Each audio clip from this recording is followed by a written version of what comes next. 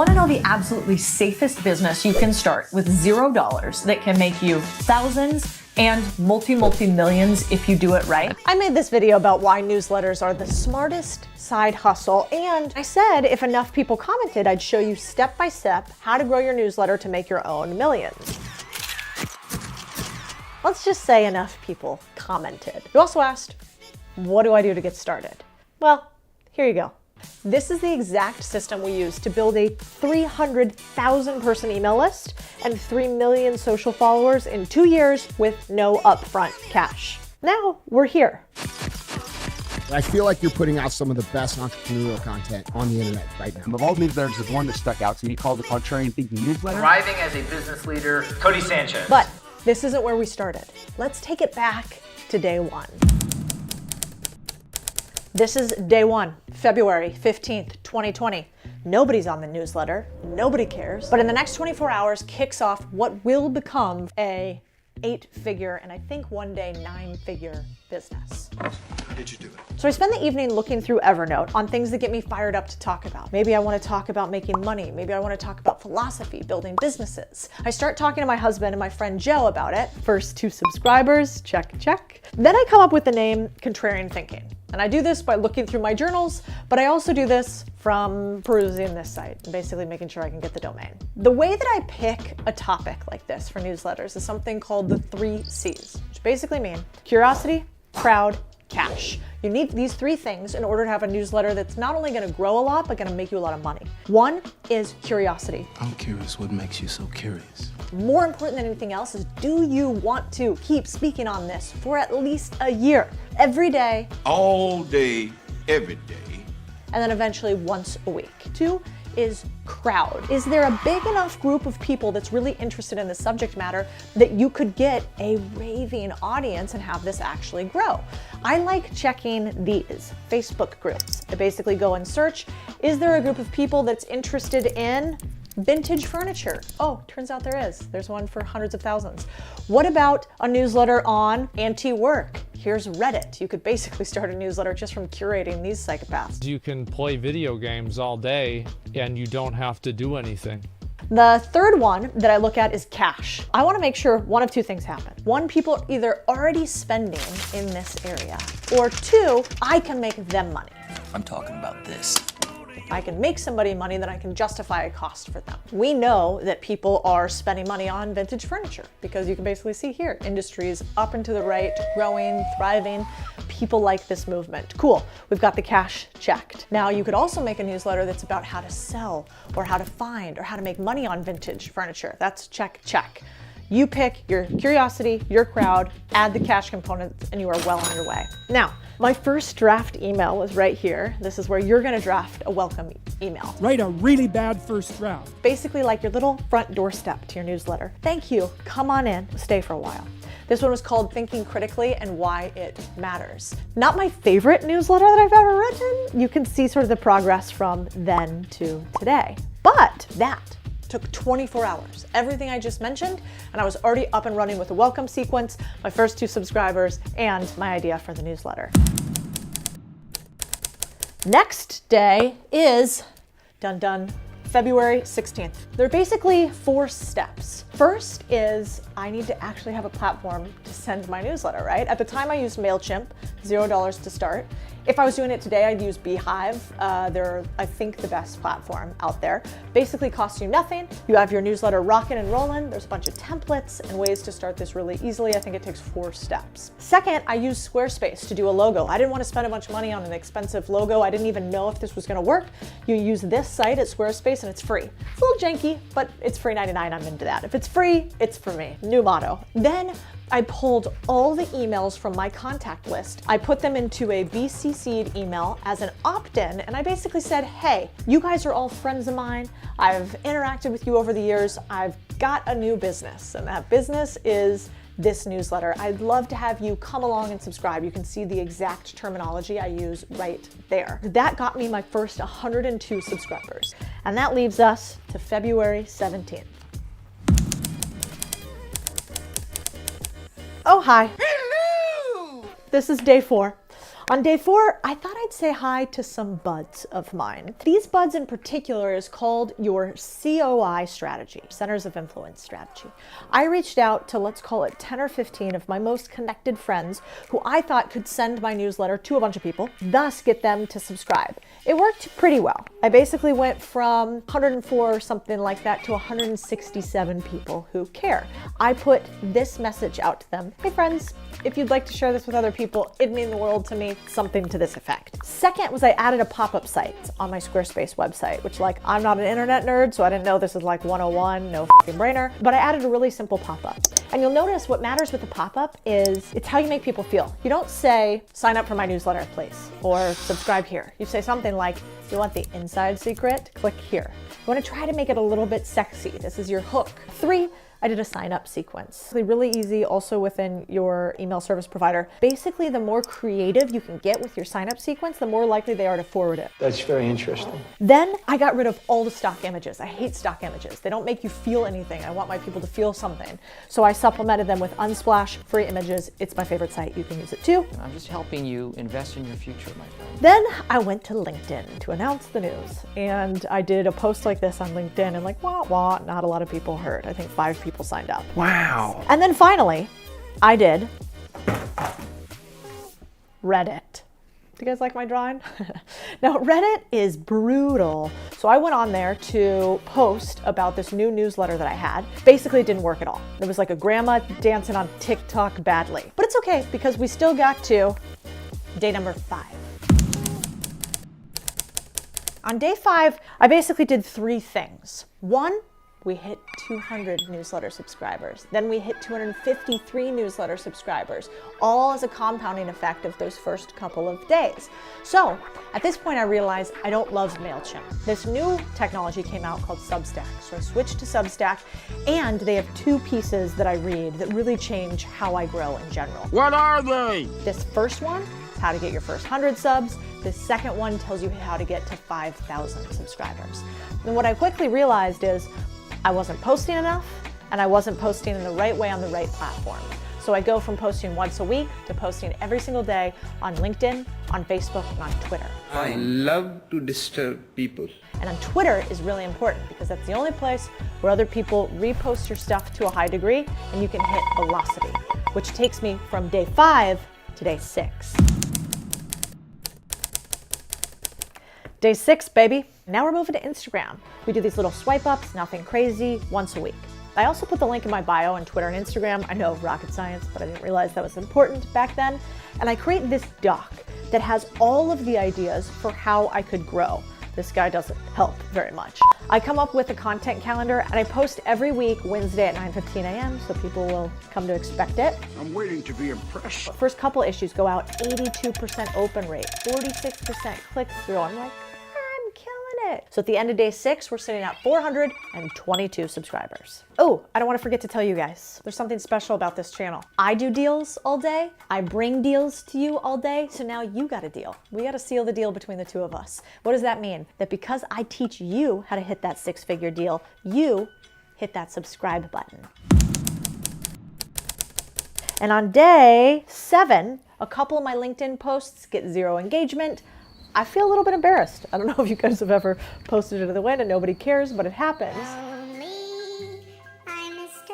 Lots of everything that I did on the 7th day basically just didn't do well. Maybe it's like God says, like on the 7th day you rest or something, because it wasn't working out for me. And all that takes me to week 2.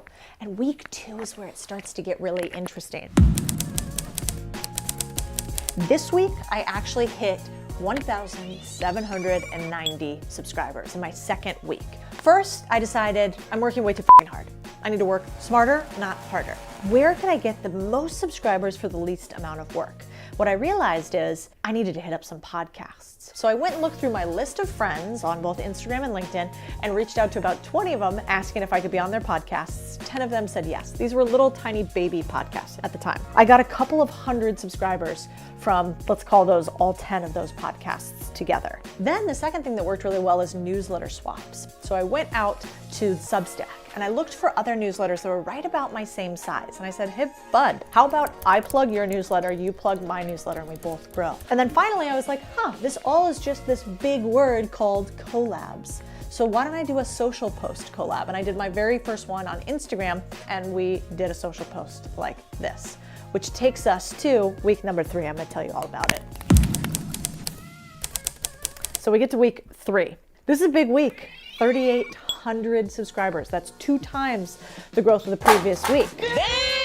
What starts basically happening is everything compounds. The podcasts start getting more and more subscribers that I've done. The show notes where I tagged my newsletter in those podcasts start getting backlinks, so more people follow me and I have what's called domain authority. Then I start doing a few more of those collaborations and I've created what's called a flywheel. I do these specific things and they all start motoring easier and easier together. One of the unlocks that happened at this period is I started reaching out to big companies that needed more UGC. This one, for instance, is called Flippa, and I talk about buying boring businesses. So I reached out to them and said, hey, would you like me to do like a guest blog post? I just want to put my newsletter in there for people to sign up if they want to, totally free. I'm not asking for anything, but I'll create great content for you. Probably 5 of these guys said no, 3 of them said yes. That led to hundreds of subscribers. Then what I realized is lots of people were coming to my site, but it wasn't that well optimized. So I added what's called a lead magnet.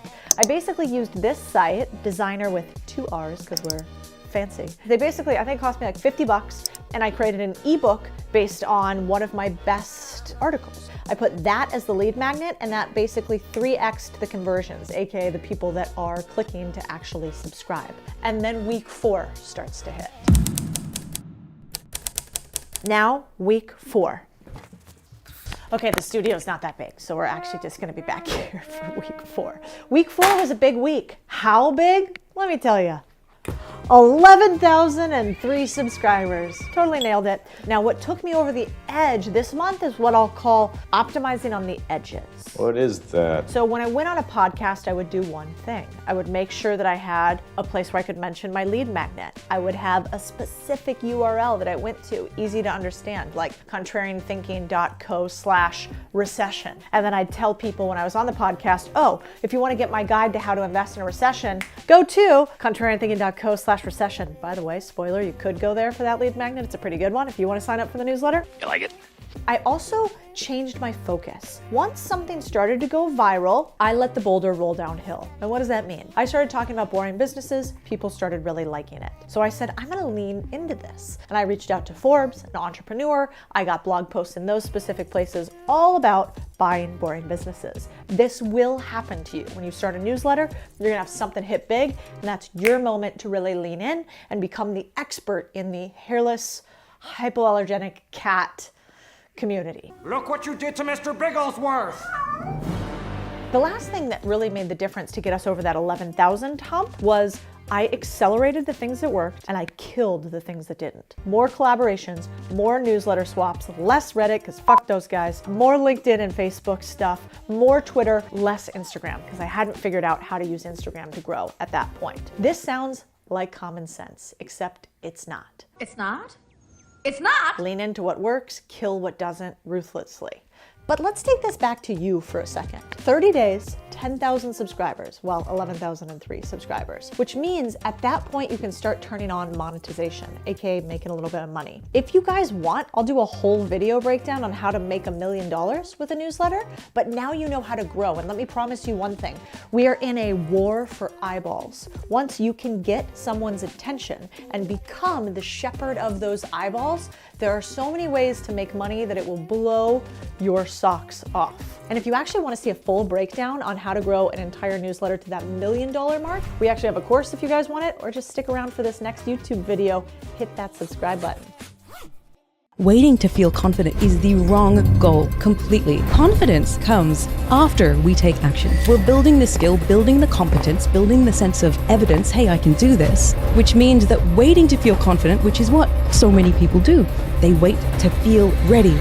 And then they're always waiting because they never reach that state. She's a Harvard-trained leadership coach, helps people rewire the way they think, lead, and perform. Dr. Codie Sanchez. In this episode, you'll learn how to build confidence backed by science, not slogans, and shift from burnout to breakthrough. So if you've ever wondered, why do I keep getting in my own way? This episode is your unlock.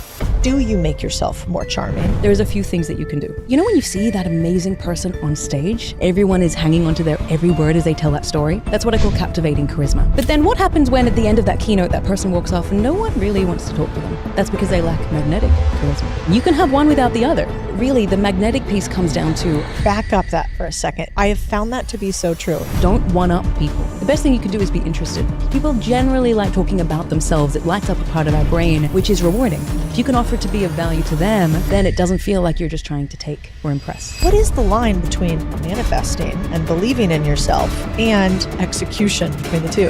Manifestation itself has been misunderstood to be dream it and you will achieve it tomorrow. When we look at the research, especially the work on goal identity, you need to... What does neuroscience show us is the main obstacle that prevents people from reaching their full potential? It entirely comes down to what we believe about ourselves. Entirely comes down to our perspective, our perception of our abilities, our worthiness, our sense of control over our lives. So Cody, let me tell you this fascinating study. It was from the 70s, so a while ago now, but it helps to articulate why our beliefs are so incredibly powerful. So in around the 1970s, a psychology researcher at the University of Dartmouth was conducting a study to determine the role of expectation, how expectation shapes how people show up in the world. So he brought a huge number of people together. His name was Robert Kleck. Huge number of people together, split them into two groups. One group, he drew a scar on their face from their ear to their mouth. The other group had no scar. Then they were able to see themselves with this scar, so they could confirm, okay, I've got this visible disfigurement on my face. Then he sent them into conversations with strangers. Now, when they came back, he assessed how they felt the conversations went. The group with the scar overwhelmingly stated that they felt tense, they felt like they were judged, they felt uncomfortable, didn't enjoy the conversations. But here's where it gets interesting. If we rewind a little bit, right after they were shown this scar on their faces, so before they've had the conversations, the researcher said, I'm going to apply some moisturizing cream just to set the scar so it doesn't crack. And what they did is actually remove it. There was no scar. These people expected to be treated a certain way, and that's what they experienced. Now, what's even more fascinating is they had people watching, third parties watching these conversations on video. They didn't determine that there was any difference in how any party acted. So it was entirely in their heads, and this is what we call expectation bias. You create the reality that you have in your mind because what you expect, you tend to notice. And so when we apply that to something like self-doubt and holding ourselves back, self-doubt is entirely doubting our worthiness, our capability, our control, our ability to manage our emotional state, and expecting people to respond to us a certain way because of that. God, that's fascinating. So you in your book say that self-doubt always comes from 4 main sources. What are those? So it was fascinating when I was doing a lot of research into this space, because we think self-doubt is one giant blob of worry and anxiety and imposter syndrome and some fear thrown in there. And when we think it's one thing, we then think there's one solution. And this is why so many people are still struggling with it, because they're looking for the single solution and it's not working. And so when I went back through over 50 years worth of research and then conducted my own studies over the last 5 years, what we determined is actually there are these 4 qualities. They're actually personality traits that determine whether we experience self-doubt. If any one of those traits is weak within us, that's where doubt sneaks in. And so we've converted those traits into actionable qualities, because a trait is a trait, and a lot of people will say, well, that's just who I am. I can't change it. It's a personality trait. We do know from research, and my own, is you can actually change a personality trait if you choose to, but we don't even discuss that. We go into, okay, what are the attributes? What are the behavioral components? So these 4 things. The first one relates to a sense of worthiness, which is self-acceptance. Do you fundamentally accept who you are? Or do you need validation for you to accept yourself? If you don't accept yourself, you take feedback personally. You take it as a personal attack. You fear failure because of what it means about you. You set impossibly high standards and then beat yourself up when you don't achieve them. So that's the first one, self-acceptance. The second one is agency. And agency relates to your belief in your ability to achieve things and get things done. So it's perceived capability. And if you have a strong sense of agency, you believe you can set a goal and achieve it, and fantastic. And if you don't know how to do something, you'll figure it out. But if you struggle in this area, this is where we see imposter syndrome. People feel like they don't have the skills, they don't deserve the achievements that they're receiving because someone's going to find out that I'm a fraud. We see a lot of comparison in this area. That person's better than me. That person has more skill than I do. And that holds people back.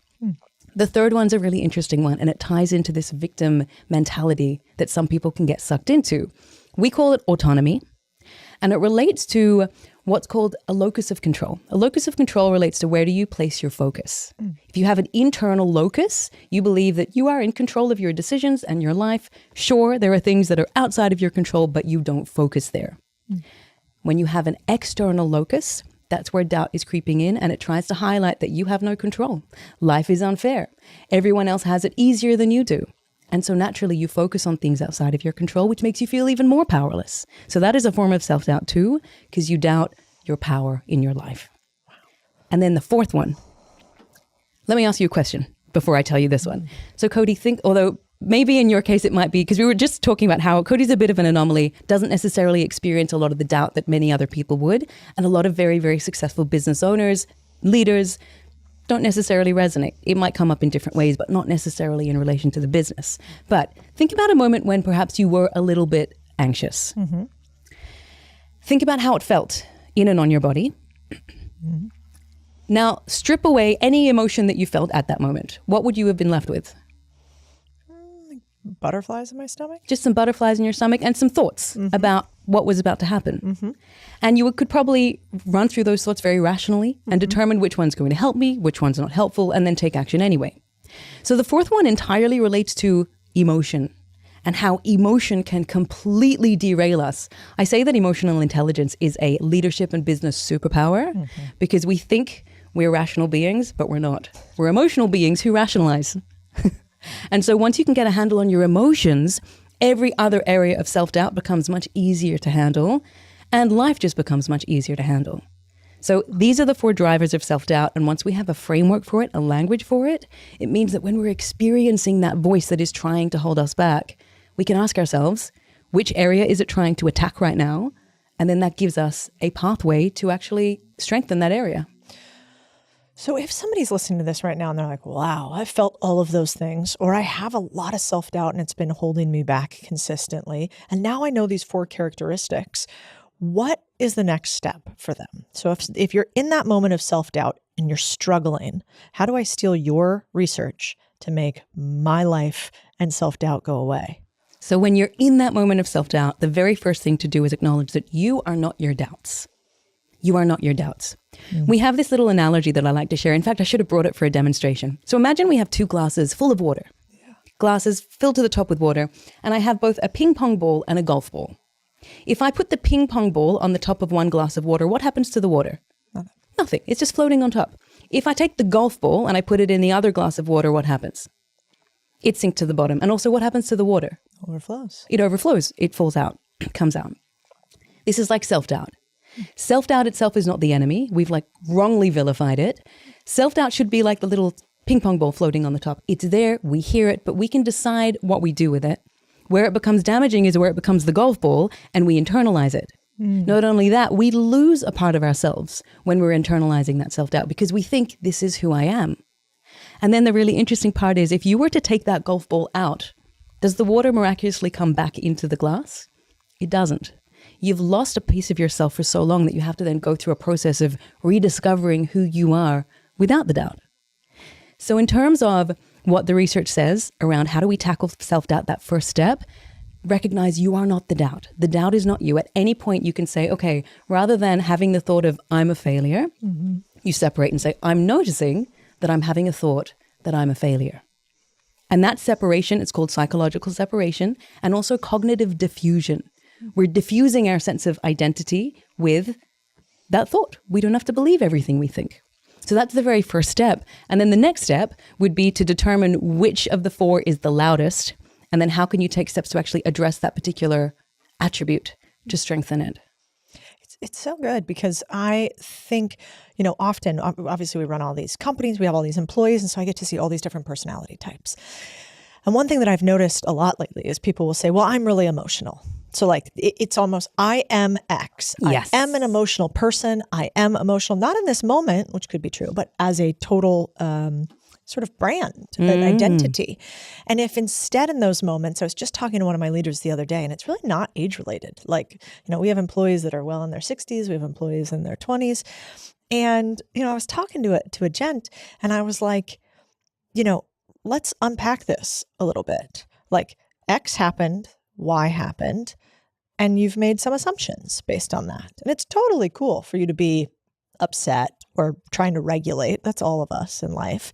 But it's interesting that you are saying you are emotional. Completely. And so I love this idea of like, when I'm struggling and I'm like, oh, I'm so annoyed at this person, or I'm just a person that gets annoyed often, or I'm easily triggered, or I'm emotional, or I cry a lot, or I'm a crier, to instead just say, you know what?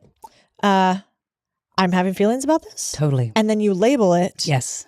What's the word again that we're labeling it? So it's cognitive diffusion, but it's called affective labeling. You're labeling the emotion as opposed to becoming the emotion. So good. So every time, and how do you do this in day to day? Will you be like, all right, I'm really upset.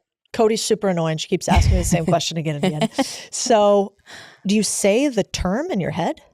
There's a number of ways you can do it. Find something that comes naturally to you. What we do find, though, is that when we're practicing this technique, when we're teaching people about this simple technique, it feels a little bit odd in the moment because you're feeling the frustration or that really charged emotional state that you have. And then to take a moment and take a step back and say, well, I'm noticing this, or I'm feeling this, or I'm experiencing that, feels a little bit robotic. And so we tell them that's the point. You're actually taking yourself out of the state, re-engaging your prefrontal cortex, and you simply say, I am noticing, I am feeling, I am experiencing, or you can even describe the physiological state. So something that we find, so going back to this piece of, oh, I'm emotional or I'm stressed. These are two umbrella terms that we find a lot of people will use when they don't have the emotional granularity in the moment to actually describe what it is exactly that they're feeling. So they'll say, I'm stressed, I'm overwhelmed.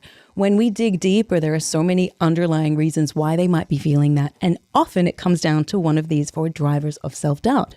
If someone is feeling overwhelmed because they have too much in terms of their workload, too much on their to-do list, and they don't think they can achieve it, that relates to agency. Can I achieve my goals? If someone is feeling stressed out because they have this big opportunity and they're worried they're going to fail or fall short or get judged, that's a lack of acceptance. They don't accept themselves for who they are, regardless of the outcome. So one of these things will generally show up, and we call the state of tapping into each of them, reminding yourself, hey, I can work on these, and showing up with that kind of energy. We call it big trust. It's full self-trust, which actually reminds me of something that I want to weave into at some point, which is so powerful, but we'll hold off. I'm sure it'll come up. I want to get into it. And I just think, God, if you guys are listening, I hope you're feeling what I'm feeling, which is I want to come back and listen to this again and again because this is everyday life. But for so long, I've heard platitudes about this stuff. Like, well, just let it pass, just move on to the next thing, focus on something else. But there's something about when you pair research and a bunch of data, and you name it, and you have a process to actually take the right next step, it feels like I could actually make change as opposed to just listen to another expert on a podcast. So thank you for sharing that with us. I'm totally going to use this. I want to also start. Actually, do you want to go to your next? Okay, I will. Tell me. Okay, because it relates to self-doubt, everything we're talking about. Great. So Codie, if I were to ask you, what is the opposite of self-doubt? Without thinking about it too much, what would you say? Confidence? Yeah, confidence. So 95% of the people we speak to will say confidence. Now, here's where it gets really interesting. When we look at the data, when we look at the definition of confidence, when we look at what it feels like for us, confidence actually comes after we take action. Because when we're taking action, we are getting proof points that we can do the thing. We're building the skill, building the competence, building the sense of evidence, hey, I can do this. And that increases our self-efficacy, which then boosts our confidence. So confidence is actually the result or the output of taking the action, which means that waiting to feel confident, which is what so many people do, they wait to feel ready. And then they're always waiting because they never reach that state. Waiting to feel confident is the wrong goal completely. And it's a huge myth in our society that we need to shake out of people because that comes after, which means there's something that comes first that we're missing. What is it? It's self-trust. It's trusting that you can handle whatever comes your way. Trusting your abilities, your worthiness, your sense of control to show up, do what you need to do, and also trusting that you can handle it if it doesn't work out. Codie, I would say you have a hugely high level of, hugely high? You have an extremely high level of self-trust. As long as it's not in the gym. Then it's like when I throw yeah, we did touch on that earlier. I'm working on it, guys. But yeah, in business, but you're right, it's reps. We always say competence equals confidence. Completely. The more reps you do, the more likely you are to hit it when you're trying to swing a bat. And so it makes perfect sense for me. At some point, it's almost it would be irrational for me to say, well, I don't know how to look at a profit and loss statement. Of course I do. I would have to lose part of my brain capacity to forget how to look at this because I've looked at 50,000 of them. But the first time I looked at one, I didn't really know what was going on. I thought it might as well been Hebrew, you know? And so it makes a lot of sense. But I think there's also this belief lately in society, at least I've heard it. So tell me what you think. A lot of people these days are like, well, I mean, I hear it on the internet so much. I was just showing David a couple clips. And I was like, they're like, what was the one? It was a young woman and she just kept repeating, I make $30,000 a month. I make $30,000 a month. And then she was like, if you say it, then you will have it. You know, if you believe it, you will get it. And it's this, it feels to me like a bastardization of manifestation. I'm like, listen, I could say, I make $1 billion a month a lot. And unless I back that up with an unreasonable amount of work, like it's probably never going to happen for me. So what is the line between manifesting and believing in yourself and execution between the two? I see this a lot on social media as well. It's everywhere. And it's really seductive for people because it means, hey, I get to get the thing without doing the work. But it doesn't actually work like that. So there's a lot to be said about manifestation. I am a big believer in looking to the science. I do think there's some element that has not yet been proven by science in terms of like the energy we give off and all of this. But manifestation itself has been misunderstood to be dream it and you will achieve it tomorrow. Look, for some people, maybe it happens, but they're the exception to the rule, not necessarily the rule. What we do know when we look at the research, especially the work on goal identity, on setting what's called superordinate goals, you need to have in mind, where do you want to go? What is that vision that you have for yourself? And visualize it, which is the basis of manifestation. Be really clear, visualize yourself achieving it and believe that it is possible. Because remember, self-belief and expectation bias shape how we show up in the world and what we interpret. So you need to first upgrade your identity to see yourself as someone who is worthy of that, capable of that, able to handle it if it comes your way. Because if you don't yet get there, it means you don't trust yourself and you will keep sabotaging. And we see this countless times. So that's the first step. So yes, of course, know where you're going. There was a study that came out it was probably the mid-2010s, and they looked at the role of, they called it positive fantasies. So the term manifesting, or it's not in the literature, but positive fantasies about where you want to be. And they found that the more someone visualized this positive fantasy, and only the positive fantasy, the less energy they had to actually achieve that positive fantasy. Because it means that where you are right now and where you want to be, there's this gap. And all you see is the gap. And suddenly you think, nothing's happening, I'm not progressing. Oh my goodness, can't do it, too hard. So there is a missing step. And that's where you need to actually do the work. Put in the reps, put in the steps. Every little, we talk about milestones. Have a milestone to help you get there. What gets in the way though, and this is something that we like to teach, and this is something that I write about in Big Trust because it's so overlooked. So it's actually a story from Michael Phelps. Let me tell you the Michael Phelps story. It's a short one, but it's a good one. Love it. So Michael Phelps, one of the greatest athletes of all time, multiple world champion, or was not world champion. He set Olympic champions, numerous world records. So 2008. Actually, let me take you back before the 2008. So his coach said he had this remarkable ability to visualize. That's not particularly new for athletes. A lot of them visualize. But his coach said, no, it was what he would visualize.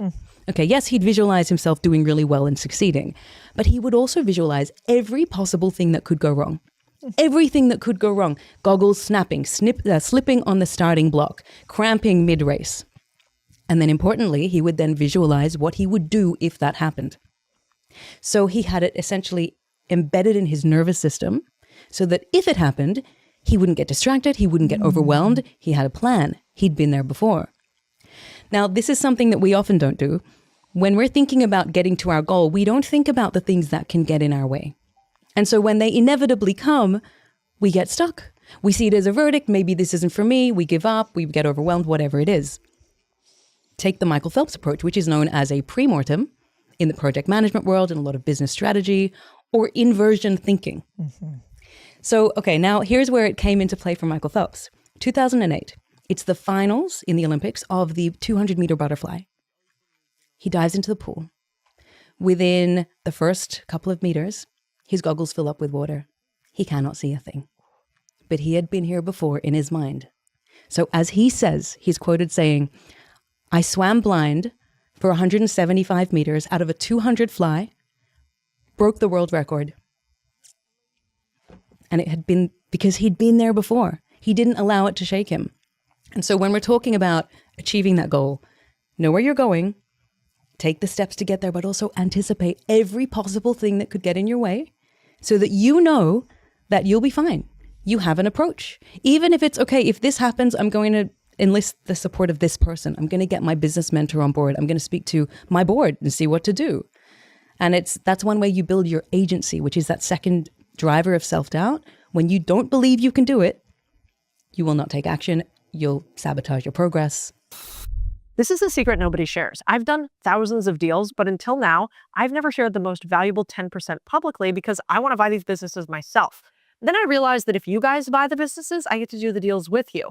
So this year at Main Street Millionaire Live, it is your chance to see our insider strategies. I'll teach you how we find, buy, and scale a business step by step with the frameworks that I literally use to buy all these businesses. So if you want to go from an aspiring owner to someone actually running a profitable business, join me. I'll give you my blueprint, and maybe we end up doing deals together.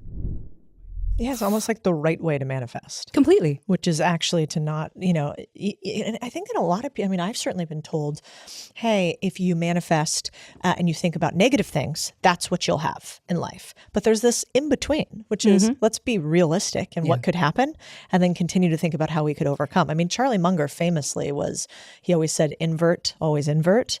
And he was pretty famous for inversion thinking. It's one of the biggest credits to why he built billion-dollar businesses is because he never thought about what could go right. He always thought about what would an anti-goal look like. And I think about that a lot too. Imagine you become a billionaire at what cost, right?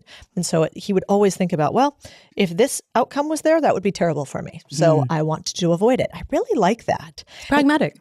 And as long as you keep taking action. Completely. It keeps fueling you towards the goal that you want to do.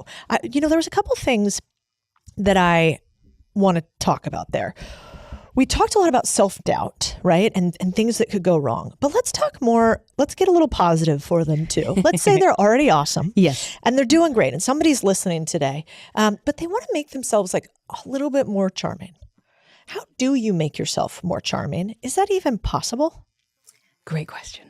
So when we look at a lot of the literature, fascinatingly, this term of charisma and presence, there's a lot of debate about it because a lot of people say it's been researched in the space of supporting the male style, the very masculine style. And so a lot of researchers are sort of anti-presence and charisma. The fact is, we live in a world where people are judged based on how they come across. And until that changes, we should just acknowledge that and see how we can work within that strategically. So, okay, if you want to make yourself more charismatic, more charming, there's a few things that you can do. I'm going to start with the 5 pieces that increase your perceived confidence, which translates into perceived competence. Because we know that the more confident you appear, the more competent. Did I say confident you appear? Yeah. Yeah. Yeah. You can get it. The more confident you appear, the more competent you're perceived to be. Yeah. Which is a shame if you struggle with confidence. You may be the most competent person in the room, but people won't recognize it. And this is where you see people who otherwise are not particularly well-skilled or competent at what they do rising because of the perception. Oh yeah. So what do we have do? This? Did you ever see that John Hamm? In what show was it on? But he's obviously a good-looking dude, and he's on this show, and he is terrible at everything. But he's so good-looking that nobody ever tells him. So she finally tells him in bed. She's like, "You're actually quite terrible." Oh, how funny! And he says, like, that couldn't be possible because I've been with so many women. And then at the end, you see him try to ride off in a motorcycle, and he's like swerving all over the sea. So it's just perfect. It's a perfect example of we've all met that person. Yeah. Who we sit at a boardroom and we say something, probably not that well. The person down the way repeats what we say, but better, cleaner, more confident.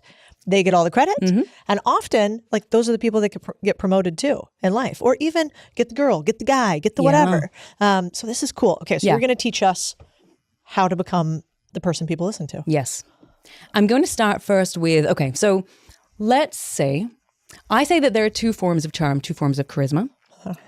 One of them is, you know, when you see that amazing person on stage and they are so captivating and engaging, or you're at that networking event or that party and there's someone and everyone is hanging onto their every word as they tell that story. That's what I call captivating charisma. Yeah. But then what happens when at the end of that keynote, that person walks off and no one really wants to talk to them? Or that person at the party finishes a story and then everyone kind of just wanders off. No one's following up. That's because they lack magnetic charisma. Whoa. And magnetic charisma is what draws you in. You can have one without the other. There are some people who are just so warm and you can't help but want to go and talk to them and get to know them. But you don't want to see them on stage because they just don't know how to captivate. Okay. So I'm going to share strategies, simple tips, very basic. We can all implement them. That's going to help with both. But really, the magnetic piece comes down to a lot of the characteristics the person has, the qualities, the attributes, their integrity, their warmth. Yeah. But okay, so Codie, let's say that we're at an event and I see you across the room. What's the first thing I'm going to notice about you from that far away? What I'm wearing. What you're wearing. Like? What else? Maybe my hand movements. Hand movements and posture. Posture, yeah. Posture. Yeah. So hand movements and posture are really important at first glance. Before we even get close enough to see someone's face, before we hear their voice, simple things you can do to come across as more charismatic is to have a confident posture. Because posture is one of the quickest ways to determine, do I trust this person? Do I respect this person? Can I trust their words? Upright posture, neck raised slightly, and also not, I know, sit upright, everybody, as my mother always used to say, posture, Shadi, I know, posture. Mom, I got it. Represent the mom. So, and also hand gestures. A lot of times when we're anxious, when we're feeling a little bit flustered, we throw away our gestures and we keep them quite small. It doesn't look very good. I used to do this when I was presenting on stages many, many years ago because I was shitting myself. I was so anxious that it would come out, and bless someone in the audience came to me and said, Shadi, I'm not sure you're aware of this, but your hand gestures are very distracting.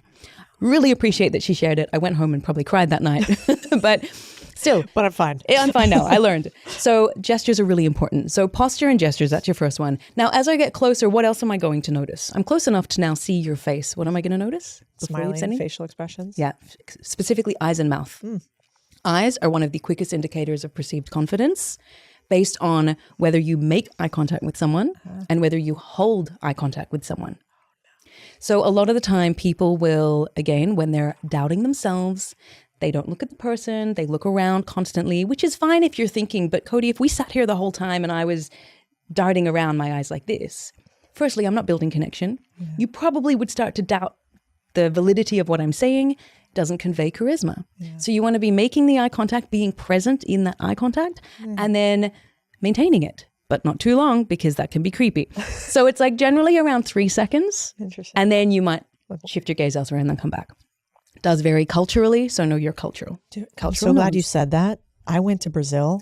I went to Carnival one year, and they kind of jokingly told me when you went into the clubs that you shouldn't make eye contact with anybody because that was an invitation for you to get kissed. Oh, wow. Immediately. Right. And so I was like, shut up, whatever. I'm walking around. I'm not, staring, but I'm being what appears to be normal from an American. I'm looking around. And I get my 2 drinks from me and my girlfriend, and I turn around, there's a man, and he's Oh my just gosh. in my face, and he starts kissing my face, and all these, and I panic with my tiny hand movements and start sort of hitting him with these 2 drinks. And he looked at me like I was a psychopath. That's crazy. He was like in Portuguese, which I kind of speak Portuñol, which is like a mixture of Spanish and Portuguese. And he's like, "What's wrong? You like, we looked, why are you upset?" And I was like, "This is fascinating." So it is true. Careful when.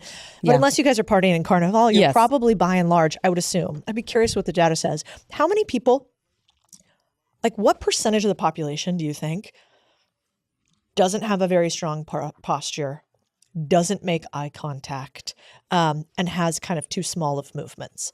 Like how many people are listening right now? And even if you think you're looking confident, you're probably not looking that confident. So in my experience, 40 to 60%, and it varies depending on where they are. Some people will tone it up when they're at work and then it drops off when they leave. Some people know to turn it on when they're in that meeting with that senior stakeholder or their boss or their clients, and then they'll drop it off. 40 to 60.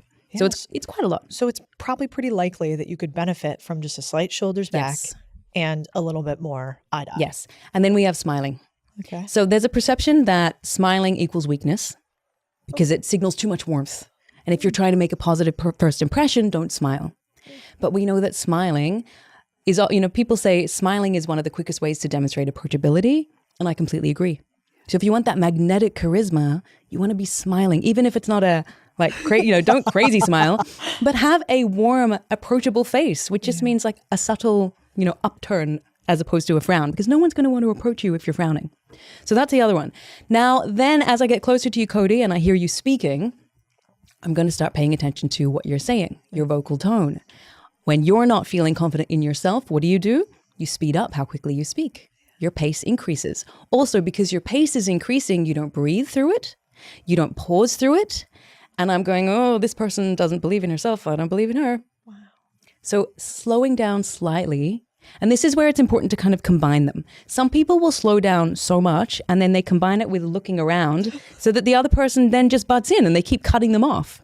So if you're slowing down, make sure you're maintaining the engagement so the other person knows, okay, I'm still listening here. They haven't tuned out. So that's a really important one. And then all the others, make sure you're pausing, take your breaths, have your intonation in your voice. And then, okay, the final one's an interesting one for charisma. It's to do with how fast you walk. So studies that are looking at body motion, they're tracking physicality, motion and physicality. And they found that the slower you walk, the less presence you have. I knew it. I got ridiculed on the internet so hard for this. Oh, I'll share with you the study. You can reference it. I'll be slapping that all over the place. I told you so. No, wait. It's because of perceived status. Yeah. So if you, and I'm not talking about power walking around the office. I'm talking about everybody calm down. Yeah. There's 2 ways this could go. There is. Okay. No, I'm just talking about walking with purpose. You know where you're going and you're going to get there. And they found that if you can get that balance right, so not too slow, not too fast, your perceived status increases, which increases your charm and your charisma. Now, it's really interesting when we look at what a lot of women choose to wear in the office. Sometimes they wear more restrictive clothing. Sometimes they wear very, very high heels that prevent them from maintaining a steady pace. So this can unintentionally be undermining how they're seen by other people.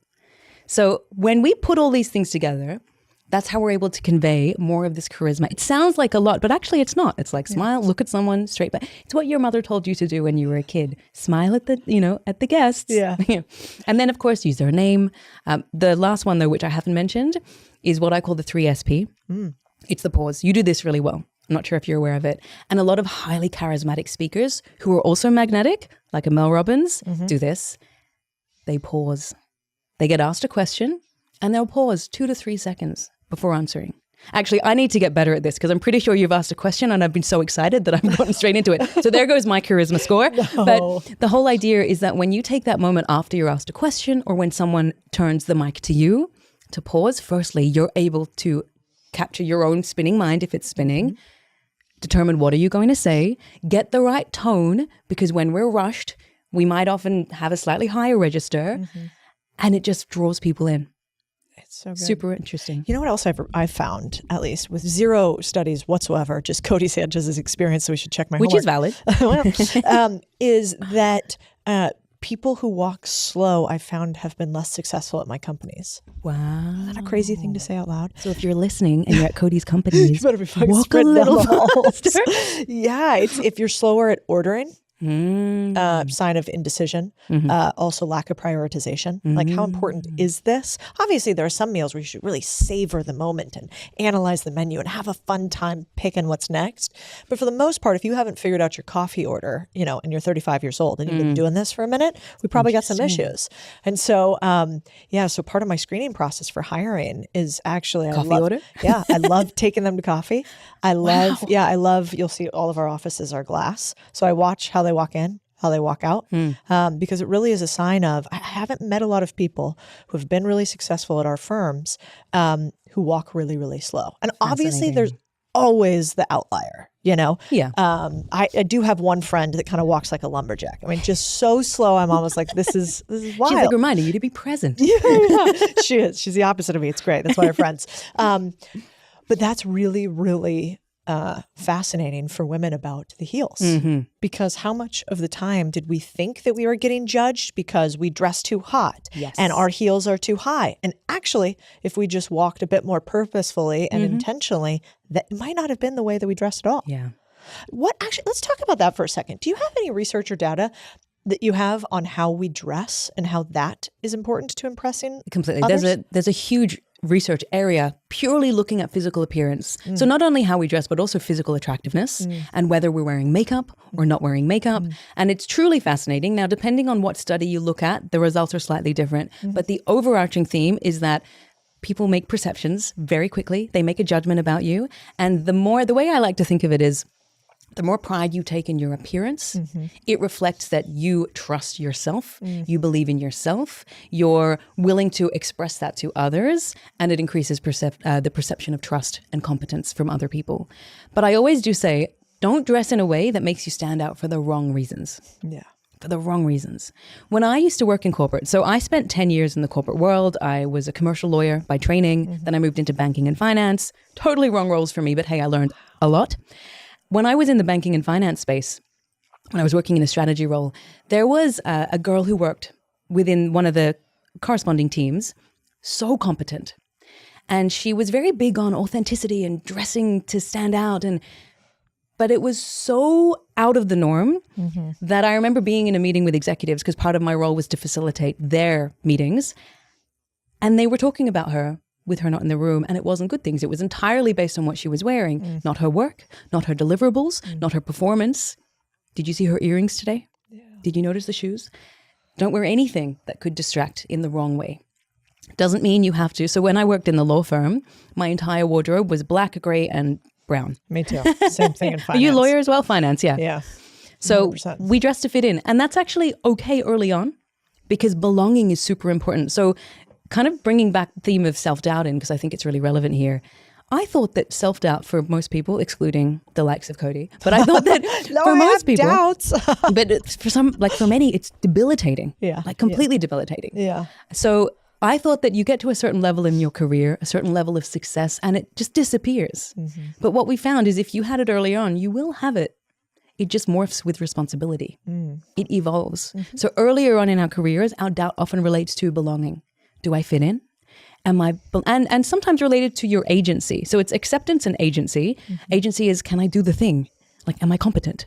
And so with that competence piece, we'll often try and sound more intelligent and use really big words, which studies have found that actually undermine your perceived intelligence and perceived competence when you use those. Back up that for a second, because that is so, I have found that to be so true. It's like, if you want to see if somebody's quite intelligent, see how much they can simplify very complex things. Yes. That is actually the hard part. And in fact, it almost is jarring to the ear. When it's so simple? Yeah, like I remember when it's not simple. Oh, when it's not simple. Completely. Yeah, I remember early on I fell into this exact same trap. Yeah, as and did I. I was a public school kid. I went to Arizona State. I had all these fancy people around me in finance. So I was like, I don't even understand half these words. I'm going to be using them. I'm throwing out some $5 words left and right. And I remember at the end of a particularly loquacious sentence by me, I got pulled away by my manager. She was like, what are you talking about? And I remember the look, like, really, like, what is wrong with you? You know, what are you talking about? And I was like, oh, well, I was trying to like be sophisticated, and I wanted them to know I knew all these things, and I'm also smart, you know? And she was like, it was very apparent. And so there is this mixture of, you know, I always say, like, if there's joy to a word, you know, so if you're like, I love using this word today, then I'm okay.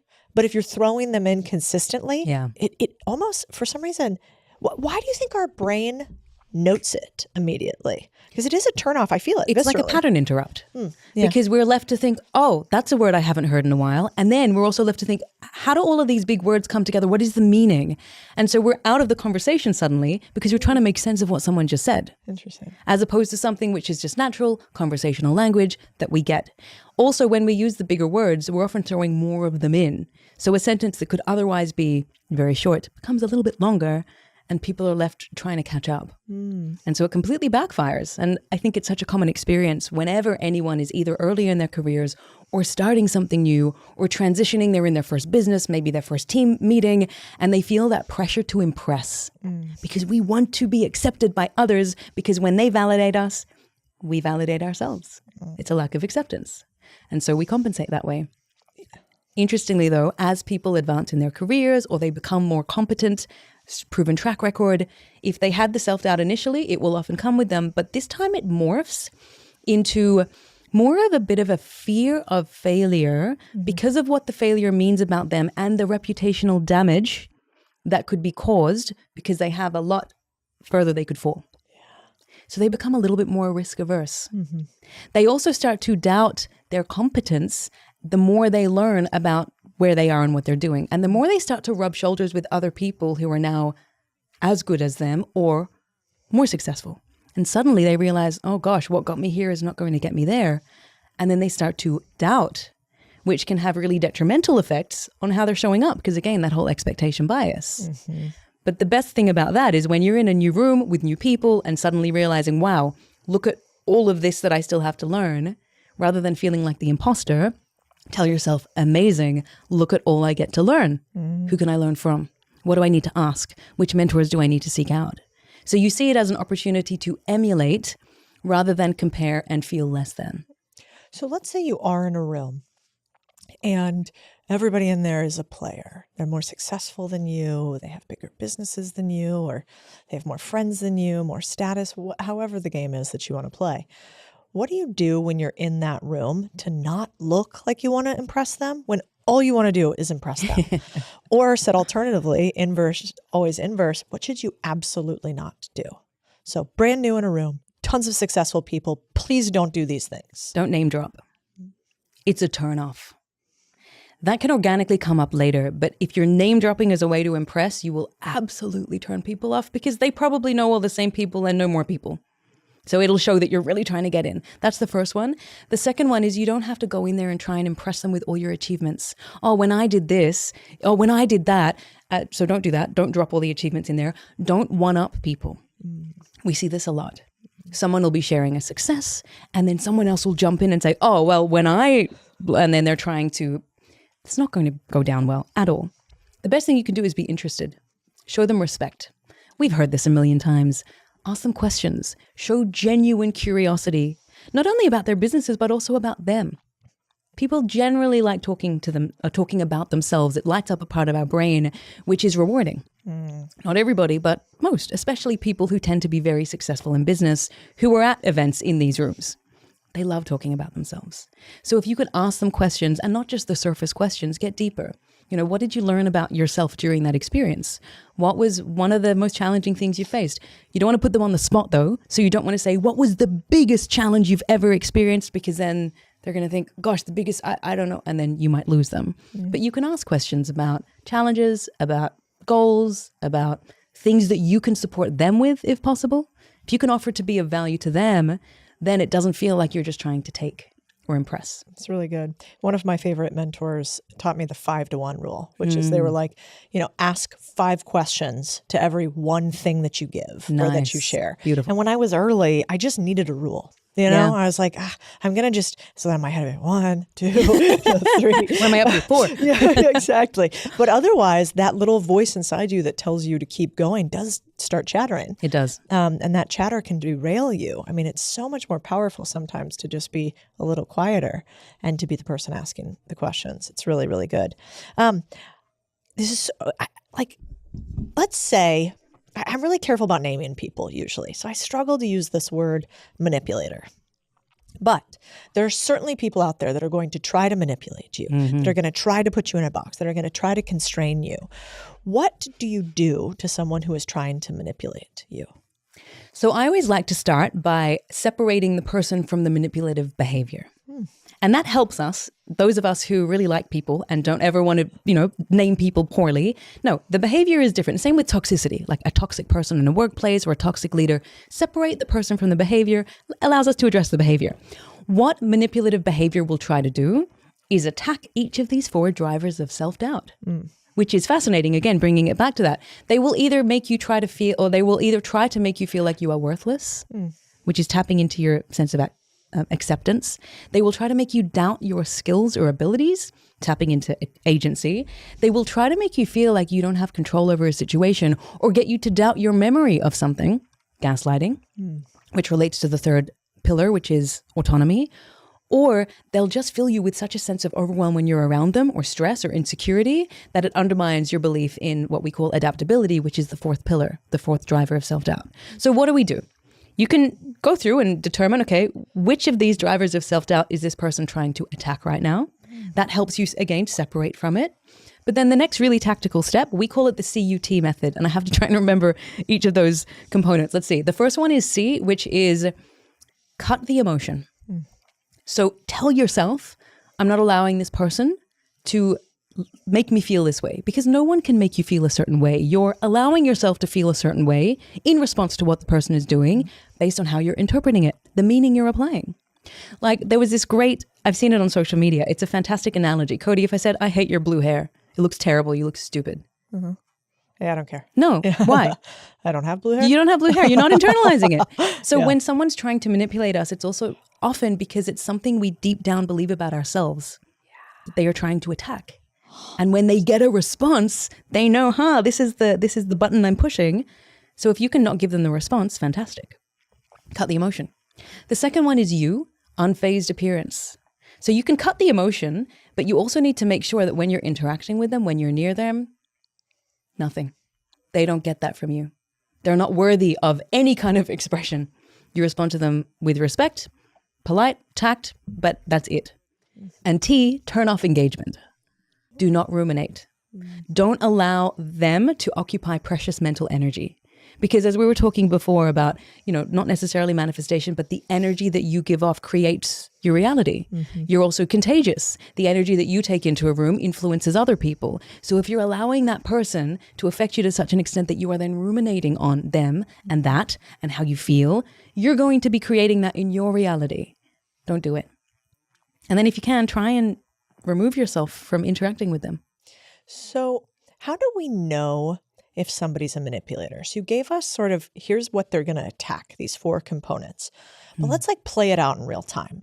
So in my life, I'm trying to think. I remember the first time somebody stole from me. And it was in business, and I thought we were friends. And I remember there were little moments where I felt something weird in my stomach or gut. In particular, they would kind of neg, right? So they'd be like,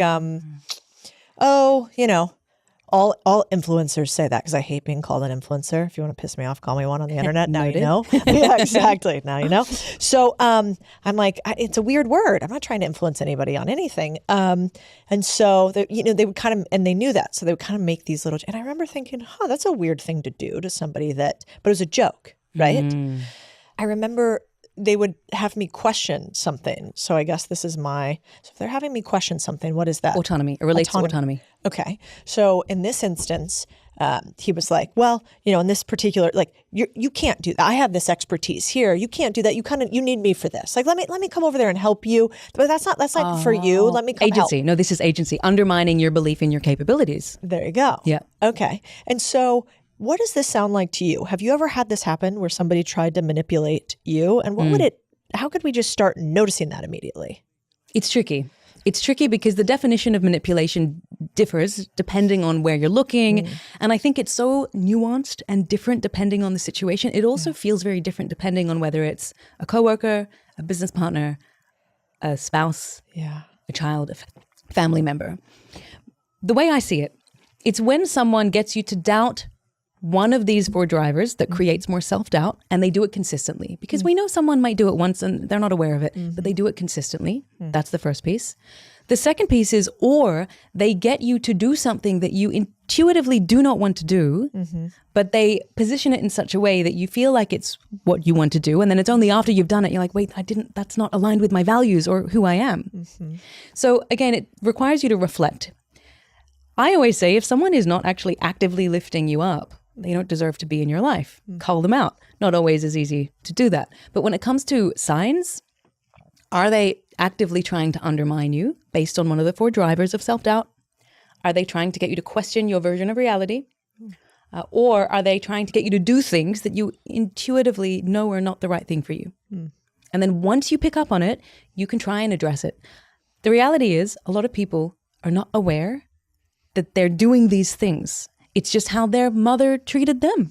It's what they're seeing. It's the pattern that they're replaying from their own childhood. And they've never had someone in their lives tell them, hey, this is not okay. We don't accept this kind of behavior. So you can call, if you value the person and value the relationship, call it out, acknowledge it. Same thing is toxicity in a team. Let's say you have a toxic team. What do? 3 things. First thing, call out the toxicity. Hey guys, this is not okay. We're toxic. Let's acknowledge it. This is not a blame game. We need to acknowledge it. Do we all acknowledge it? Great. Here are the reasons. Call it out. The second thing is to actually cut out the toxicity. And I know that's really harsh, but there are people, if you know that someone unfortunately has that tendency, again, we're separating person from toxic behavior, but for the sake of illustration, I'll just say the toxic person, cut them out. It's too hard. They leave too big of a footprint in a team, and same with someone in your life who's manipulating you. They can leave too big a footprint that even if they change their behavior, when you're around them, you still go back, right? So if you can, unfortunately, remove them, do that. The third thing, though, is also to ask yourself, am I the toxic one? Am I acting in a way that's encouraging these other people to act in that way? Am I creating an environment where I'm allowing this person to manipulate me because I'm not having an opinion on things? I'm not addressing things when they come up. We don't realize sometimes we are the source of the problem. Well, it's so good because if you're the source of the problem, you can fix it. Exactly. It's way harder to fix somebody else. Totally. You just need to have the humility to acknowledge, okay, it's on me. What am I going to do about it? That's hard. So let's say, you're right now, you're in a relationship with somebody, which is probably where a lot of this comes up for people. And in that relationship, you feel like they are engaging with you in these behaviors that you find to be inappropriate. Give us some examples. Like, what would you say explicitly to that person? What tools do you have? What exact verbiage do you use to say, I don't find this behavior appropriate? Is it as simple as that? It can be. Okay. Every relationship is so different. So I always say that there are a few things we need to acknowledge within relationships. They're very nuanced. They're very sensitive. But if you do not address something, it will never get better. You teach people how to treat you based on what you're willing to tolerate. So if something has been happening for so long, sometimes it's very difficult to go back, but you can always break the pattern if the person is worth it. And if you know that you can be your best self with that person.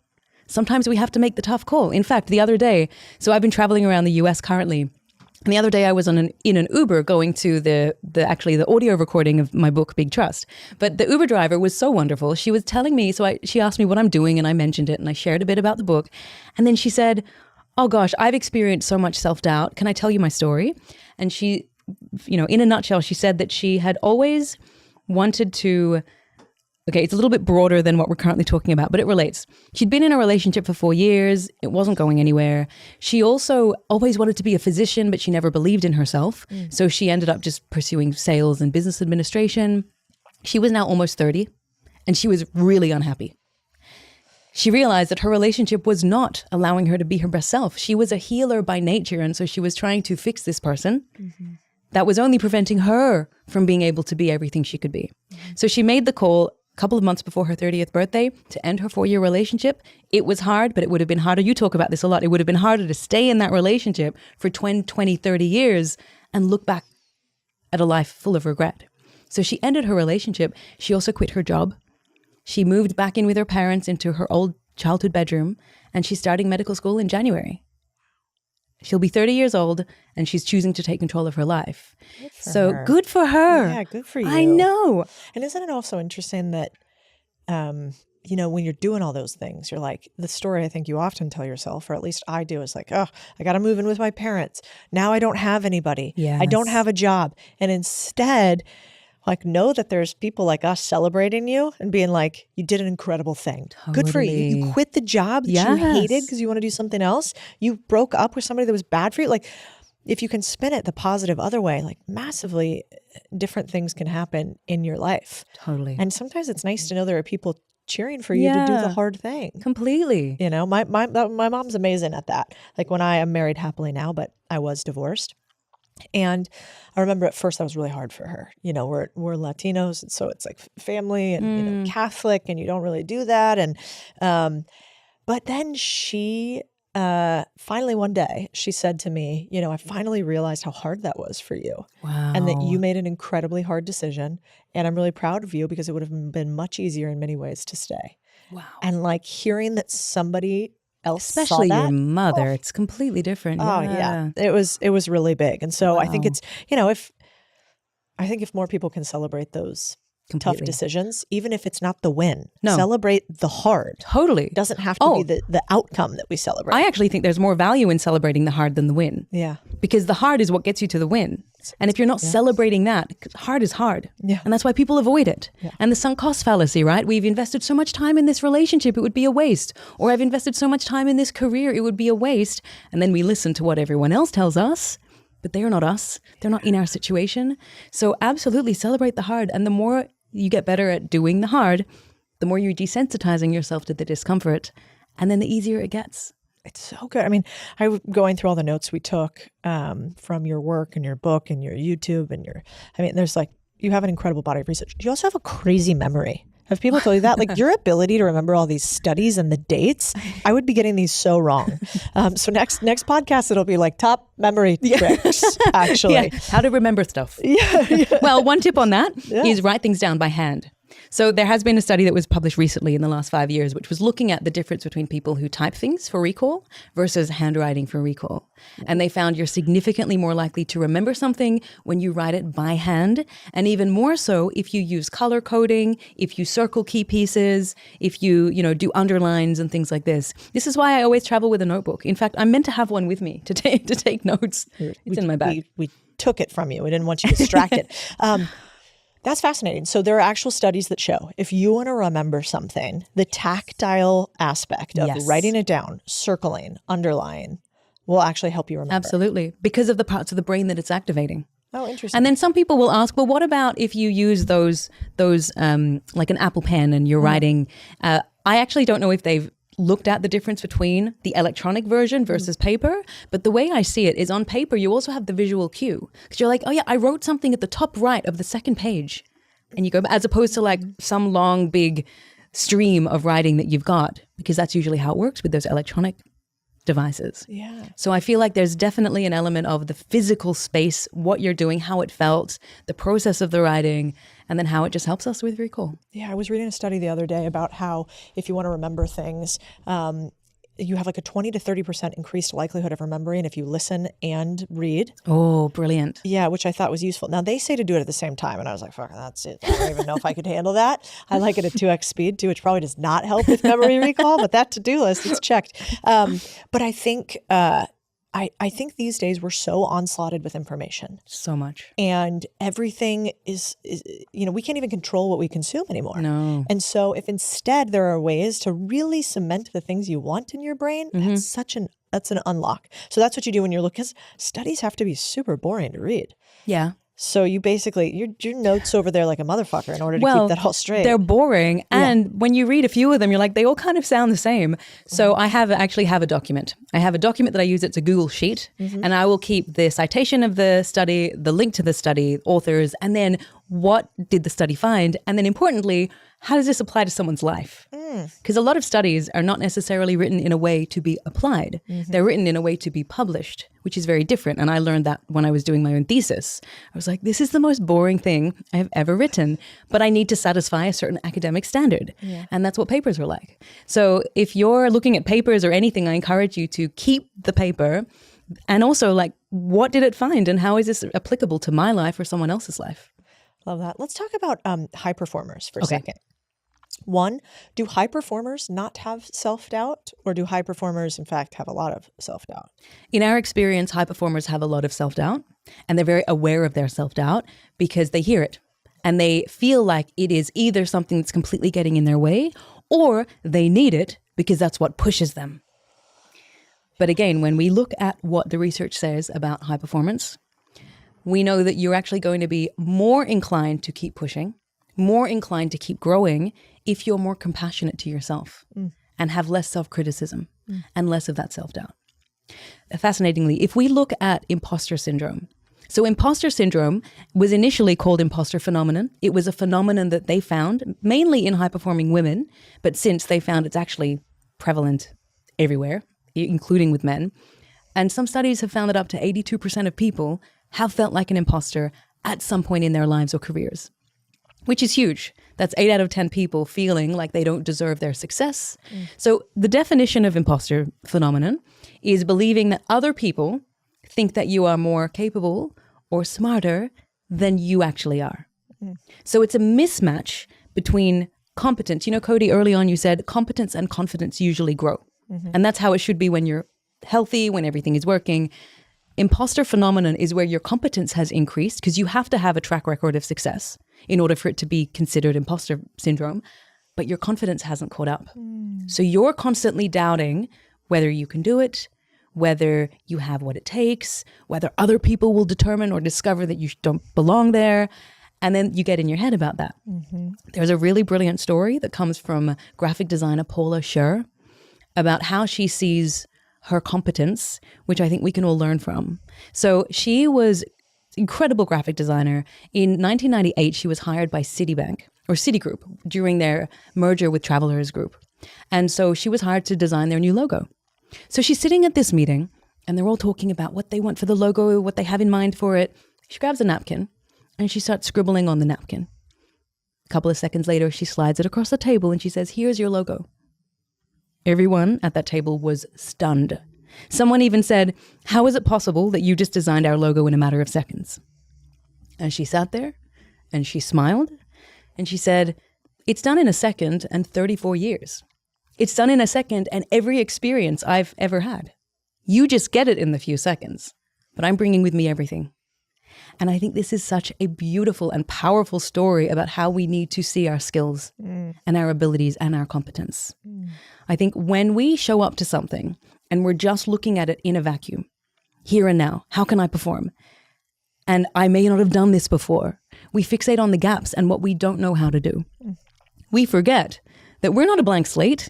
We have years, decades of experience behind us. We have transferable qualities from other industries we can bring in.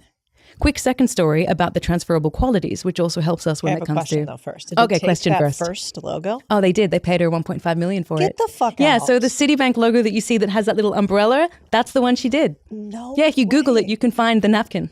I need to see this pitch It's wild. somehow. It's so cool. That is a very cool story. I think I would be like, I'd be negotiating a discount. I'd be... Oh, I'm sure they tried.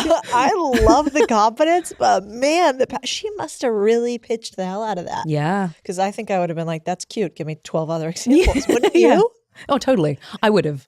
Wow, Paula, maybe they did. come Maybe on the they asked her podcast, for give us others. It's a great story. We're going to run with it. I like it. Bring her on there. That'd be amazing. Yeah, exactly. But so the second story that links very closely when it comes to imposter syndrome, it's a story from Nike. So 1985, Nike is going through a lot of challenges as a business. Their stock price has declined. They're laying off huge amounts of staff. And they're struggling to enter the basketball market.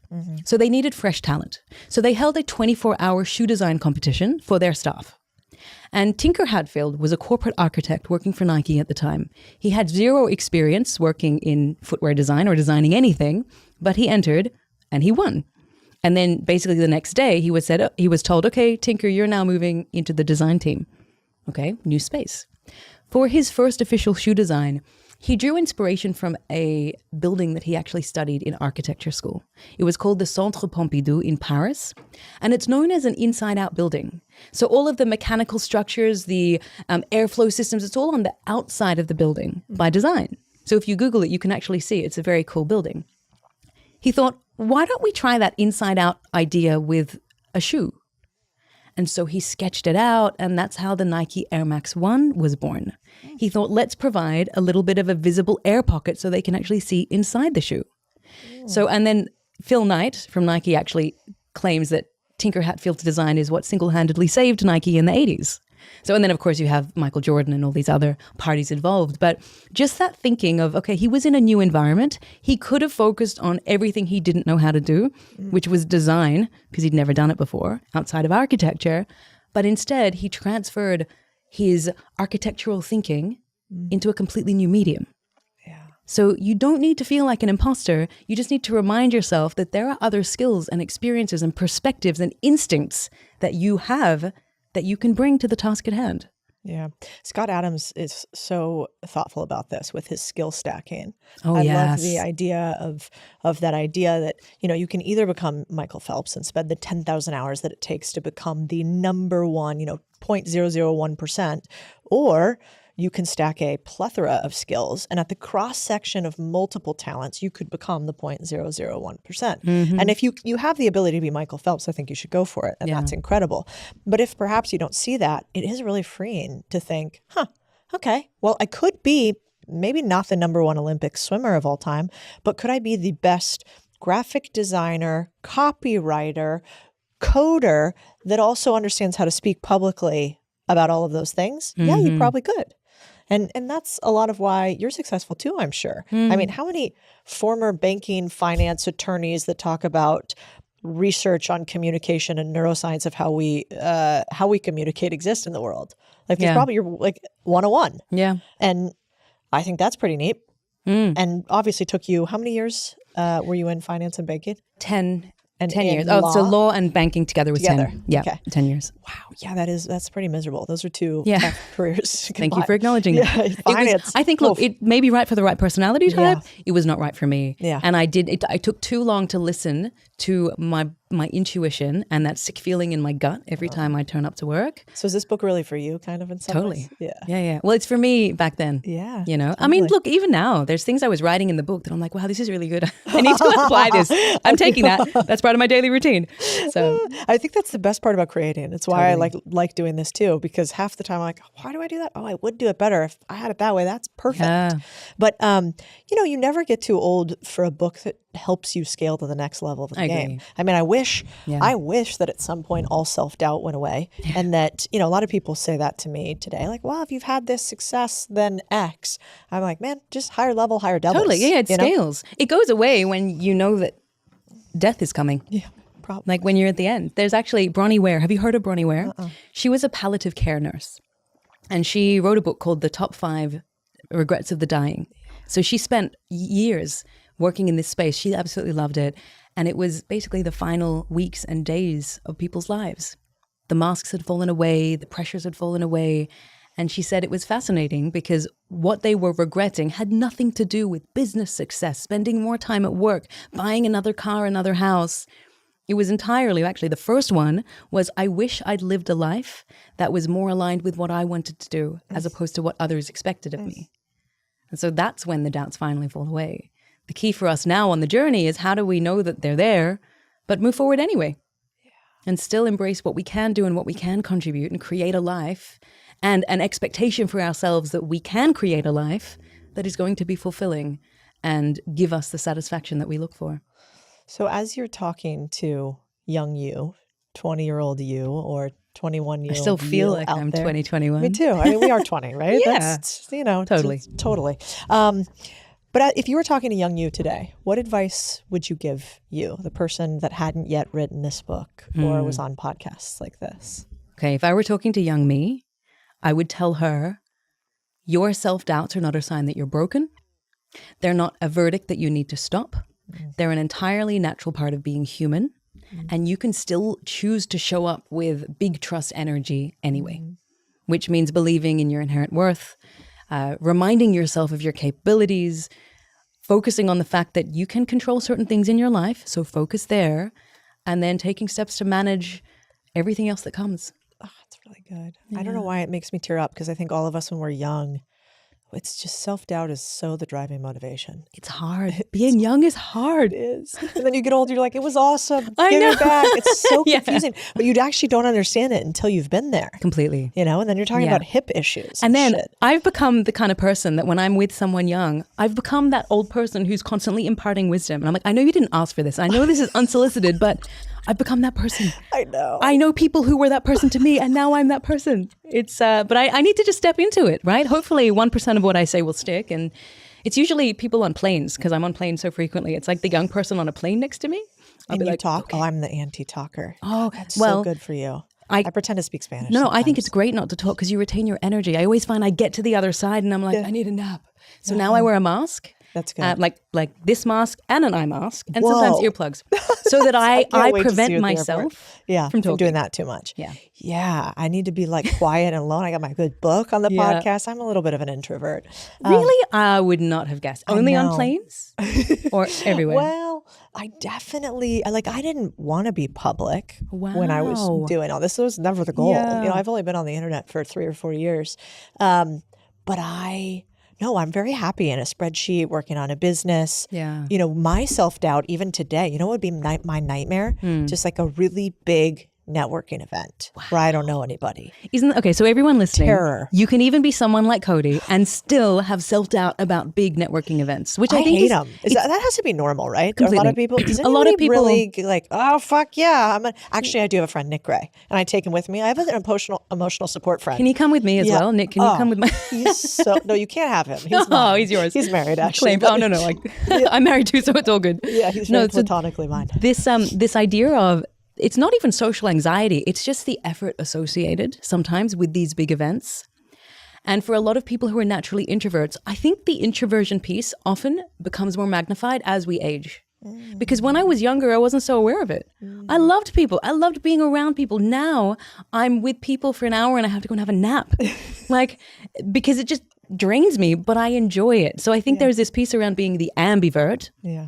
Where you have the learned extrovert behaviors that allow you to achieve what you need to achieve, and then you can return into your little space. And again, there's nothing wrong with that. It's knowing what energizes you and what doesn't, and doing enough of what energizes you. And sometimes that's being horizontal in bed with an eye patch at 2 p.m. on a Wednesday. Yeah, that sounds great. I haven't done that in a minute. It does sound great. That sounds great. Wait, so if somebody listening out here, if somebody hates big networking events or gets anxiety about going to them, what do you tell them? Okay. How do you kill that anxiety when you have to go into a big room with a bunch of people? There's a few things. The first thing is when you're feeling that anxiety, your thoughts are going to be reflecting how you're feeling, which is going to be, oh, what if this happens? Oh no, what if that happens? We're catastrophizing worst case scenarios. They're going to think that I'm silly. They're going to think I'm foolish. I'm going to say the wrong thing. So for every what if, for every negative what if, move into, I wonder whether, and make it a positive.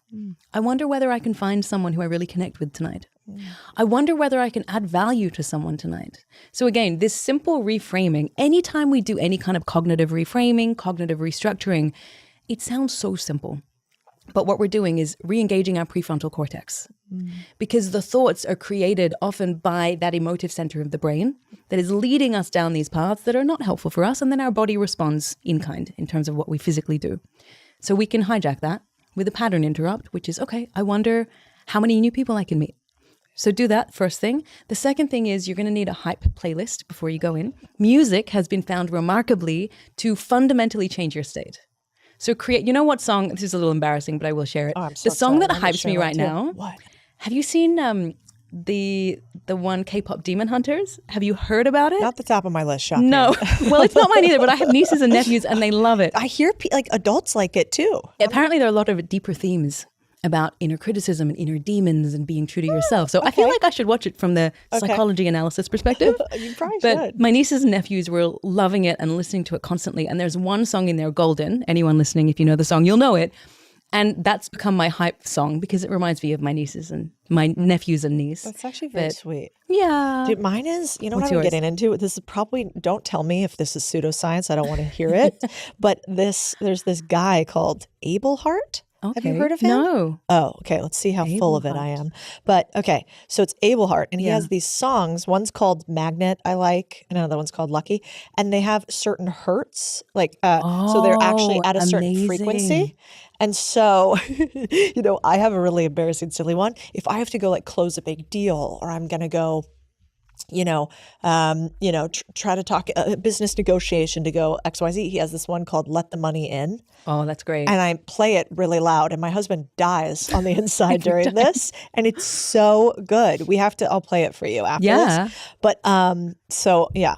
And then when I hate something, I often create a I hate this, but I love these songs playlist. So I have a I hate running, but I love these songs. Oh, very nice. Very good. See, you're tapping into the power of music. And then there's a second element that comes into it here, rituals. A ritual is anything you do repeatedly before something. So a lot of sports stars will have their rituals. You might have teams like doing, the New Zealand team will do the haka before a game.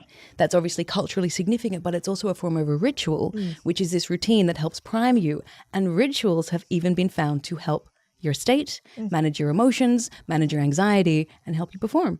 I love that. So good. Yeah, I'm going to try that. Yeah. Okay, fix one other thing for me, because now this is about me, not everybody else. But I've been having a hard time lately with prioritizing something that is so silly, stretching. Okay. So I'm like getting older, and I need to stretch, and I sit too much, and it's really bizarre because sometimes David laughs at me. He's like, "Why are you so weird? Like all this stuff is hard, and you pretend like none of it's hard." But I just can't get it done. Like I am in my own way. I know that I need to do it each evening. I do way harder things than this every day. Why can't I just stretch every day like my beautiful husband that does it? Oh, he stretches every day? He does it every day. You can't do it with him? No, let me tell you all my excuses. Okay. Let's go through them one by one. One, it's cold in the house. So I'm like, I don't want to stretch when it's 62 degrees to be husband temperature. 2, I'm tired. It's the end of the day. 3, this is my time. It's my one time of the day. I don't want to have to do something else that I don't want to do during the day. 4, I'll get to that tomorrow. So those are my excuses. Okay. So how do I fix that? Okay, how do you fix it? So I feel this one too. I struggle with stretching. Love a good gym workout. Don't enjoy the stretching. Even though I know when I'm doing the stretching, I'm like, oh, this is so feels good. Not the first time. No. It's like after a week, you're like, okay, this feels good. The first time is hard. Second time, very hard. But okay, so how do you do it? Few things. The first thing is I would change the time of day. So you're trying to do it when you're already maxed out. You're physically tired. You're cognitively tired. When you are in a job where you're having to make a lot of decisions throughout the day, your willpower decreases. So our ability to function is like glass in a cup. Water in a glass. I was tracking, but we must both be dyslexic. I was on board. I think you nailed it. Oh my gosh, I feel like I'm even more dyslexic when someone is giving me a number or I'm like typing in credit card numbers. I think there's a word for that actually about numbers, which makes me feel better. Great. That is when I do label myself. I go, the thing is, totally. I'm a number dyslexic. Yes. I resonate. So I would change the time of day because by the end of the day, you don't have it in you to do it. Try and do it in the morning. 5 minutes. 5 minutes. Just start, even 2 minutes. Yeah. Start super short.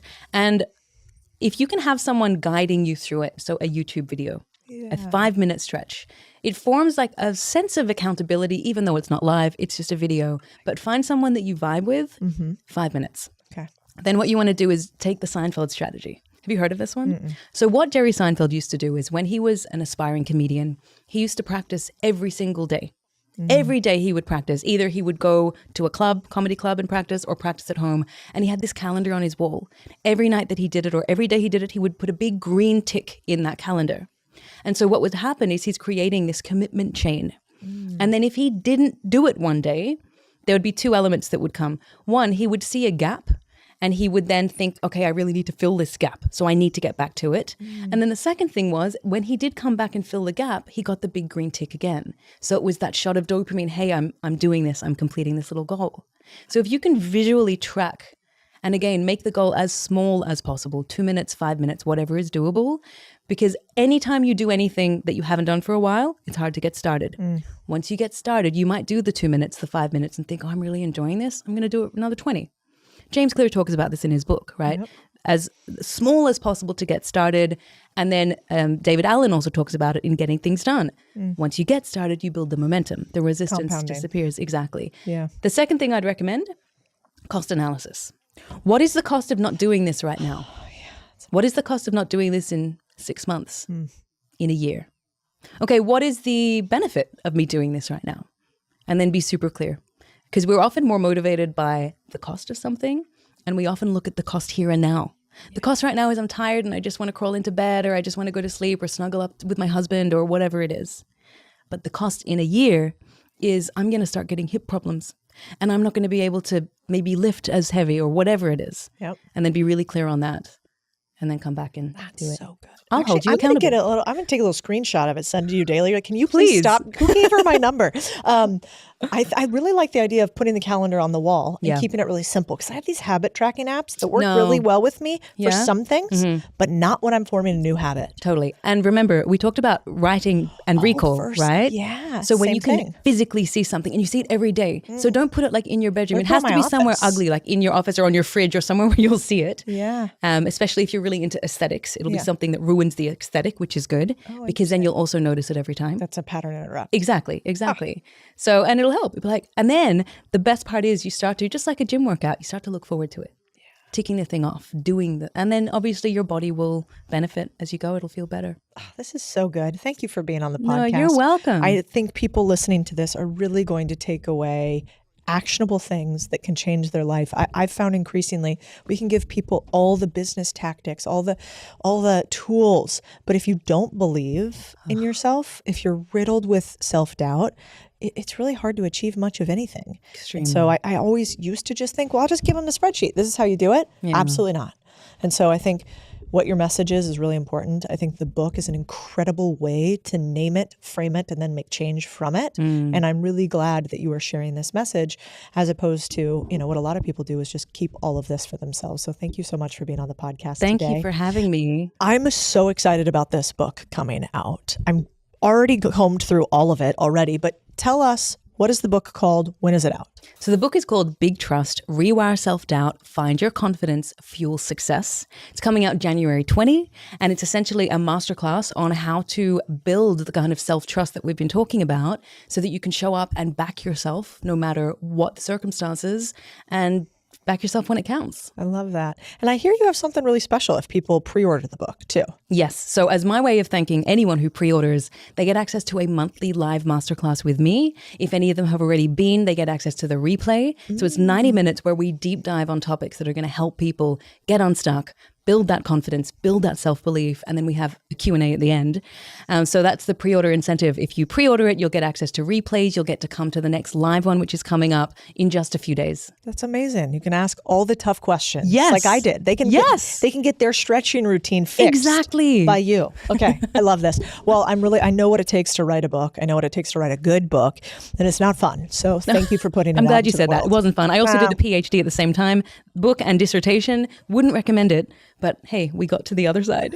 Overachiever. That is good. All right. Favorite channel that you are on right now? Like if somebody's watching you right now, like, I'm obsessed with her, I got to get more. I would say, LinkedIn, which is more of the professional geared content, I and can't believe Instagram. you just said that LinkedIn is your favorite channel right now. It's you and nobody else. Oh, yeah, I know. Well, LinkedIn is a massive underappreciated, underutilized. I love this. The audience on LinkedIn, they are thirsty to grow. The people on Instagram kind of want to be entertained and maybe educated a little bit. That's very true. And on Twitter, everybody's mad. Yes. Yeah, I never really, tried Twitter and I was like, don't do it. It's so scary over there. Well, X, it's not even Twitter anymore. Yeah, you're right. Well, that's why everyone's mad. Exactly. Now, there is one thing though that I was prepped before about this one tool that I can share with people. Tell me, what is it? So it's something that I do every day. I don't do a lot of, I'm going to be honest, I'm not one of these business owners or researchers who have here's 37 biohacks, right? Not at all. Okay. I have one thing. And even that sometimes I forget to do. So maybe I should get the calendar as well. But it's there if I need it. I'm big on intentionality because I really believe that how you choose to start your day becomes what you keep reminding yourself of and returning to. So I call it the morning clarity reset or the morning clarity approach. Essentially, the first thing I do is just take a couple of breaths in the morning, start with some gratitude. But then I go, what are the 3 priority pieces I need to focus on today? get clear on what they are.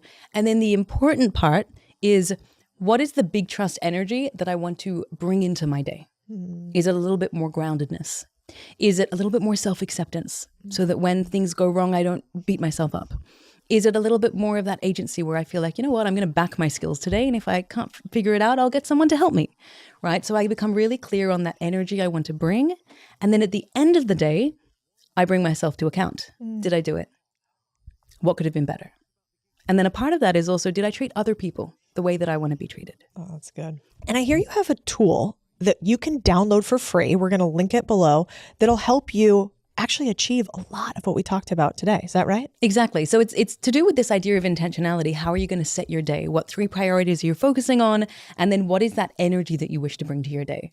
And I've created just a little 1-pager, which takes you through the step-by-steps. And if you can download that, you can start to fill it out, or I just put it in a notebook. At the beginning of every day, I'll write it down in there. And then at the end of every day, I look back and think, did I actually achieve these? And how do I make tomorrow even better? I love a 1-pager. So that becomes a little bit of a reset for me. And I'm going to add into that stretching. Yeah, we are going to be 2 limber motherfuckers just running around, legs everywhere. I can't wait. I aspire to be the 90-year-old hiking mountains doing the splits. Epic. You know, I'm not there at 39, but at 90. You can get, there's plenty of years to go. You'll be good. You'll be good. Thank you so much for being on the podcast. Thank you, Codie. It's been so wonderful. It was so fun.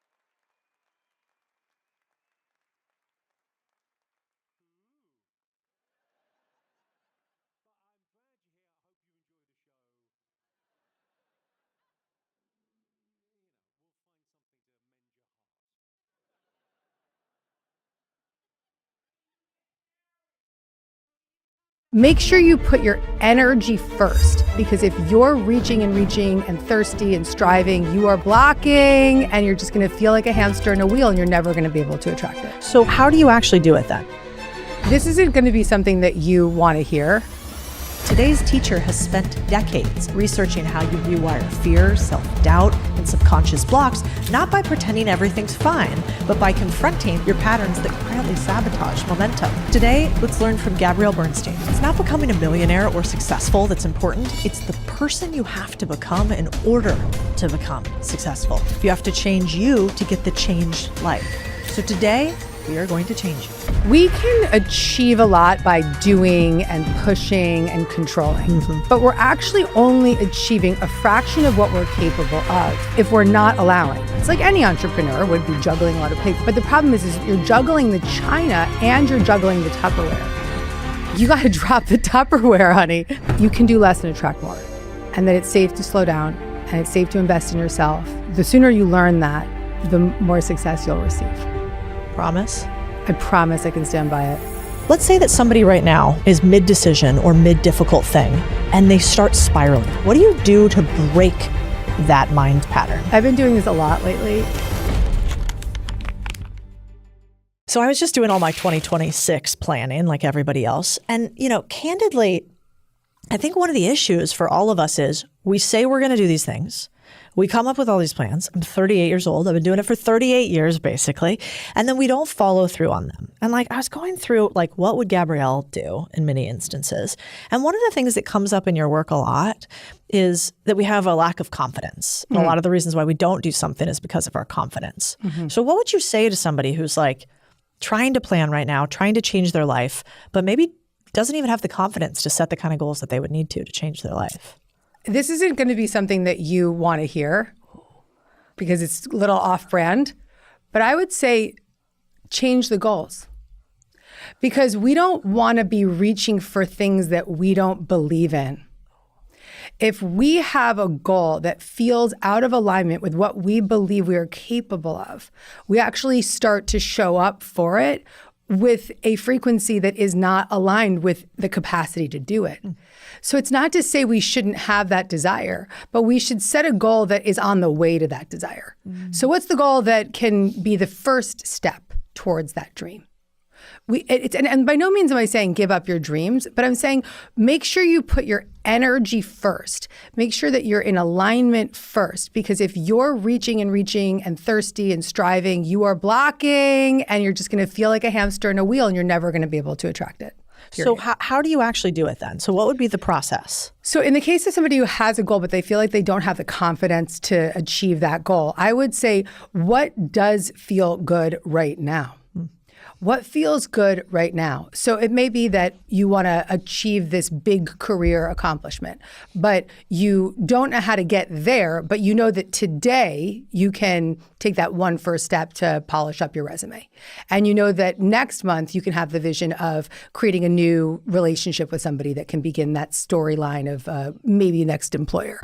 But you're not trying to reach for the big thing overnight. You're reaching for the thing that feels achievable. I wouldn't want to push somebody beyond their comfort zone, because we need to meet ourselves with grace and compassion. And when we're tender to ourselves and we don't push in a way that feels aggressive, we can then start to have these little mini wins.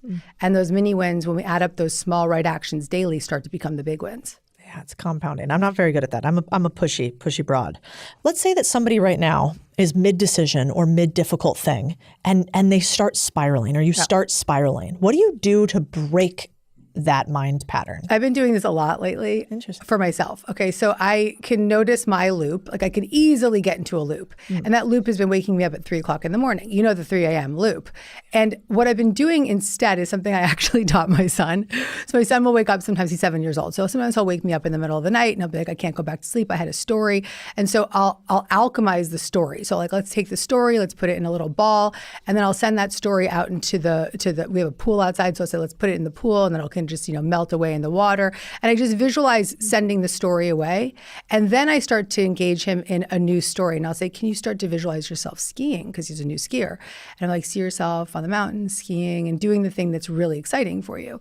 And so when we're in the loop, the first thing we want to do is tend to the story and tend to the loop. And we can just wrap it up, visualize it in that little ball.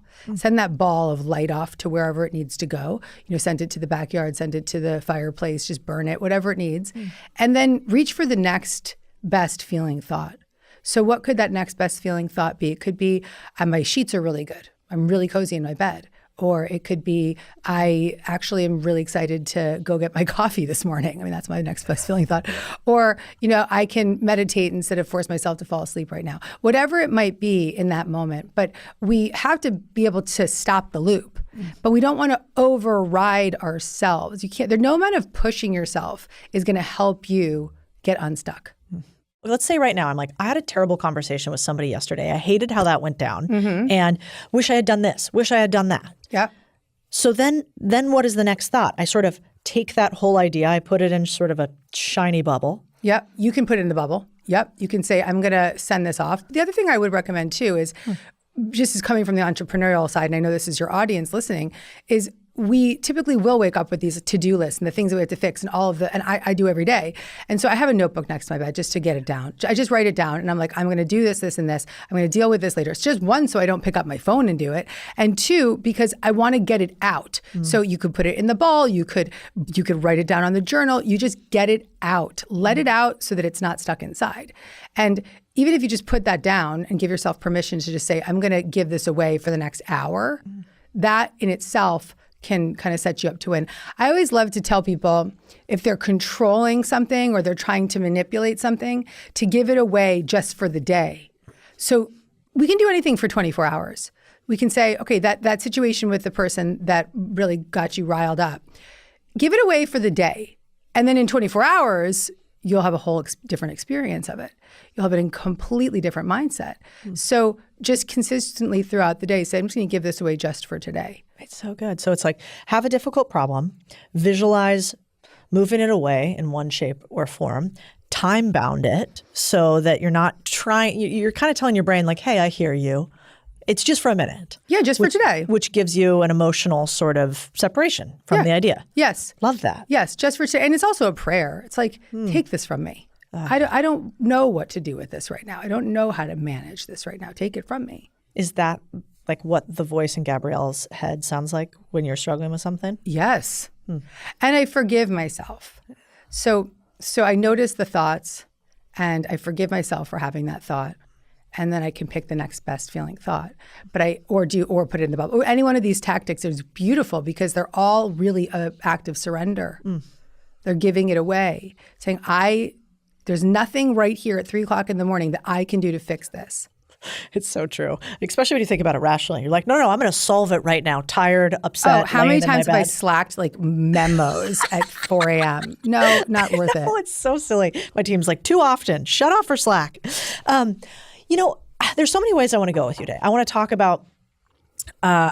about your most recent book on internal family systems, which like randomly I know I shared with you. It like came to me in an exact moment that I need. You might have even DM'd me or we connected somehow online.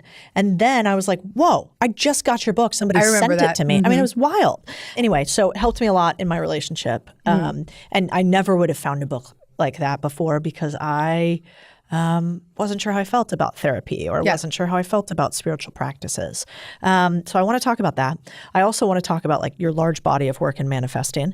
But, if someone was to listen to us today, right now, and they have like all of your body of work that we're going to talk about, what changes in their life if they listen to this conversation today and they apply it? Like, how will their life be different? Everything will be different. I can say that with full conviction. My late mentor and friend, Dr. Wayne Dyer, said, when you change the way you look at things, the things you look at change. So let me say that better for you so you can get the better quote. Oh, it was so good though. When you change the way you look at things, the things you look at change. That's so true. Yeah, everybody always comes to me and they want to talk about money and business and finance, right? And I like to talk about that. So we give tactics. But the thing that I've realized again and again is if they don't have their mental capacity right, if they don't have sort of the foundations, the things that you talk about, then it's actually quite hard to attract all the rest. And I didn't used to think that was true. Absolutely. I mean, we can achieve a lot by doing and pushing and controlling. But we're actually only achieving a fraction of what we're capable of if we're not allowing.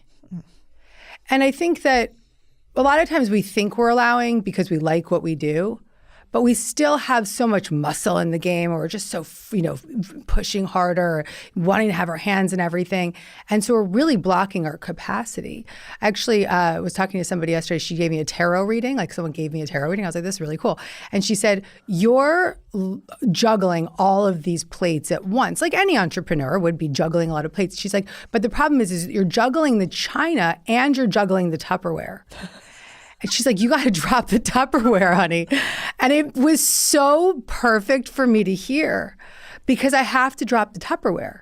If I don't really let myself be in the juggling of the china, I can't also be in the allowing.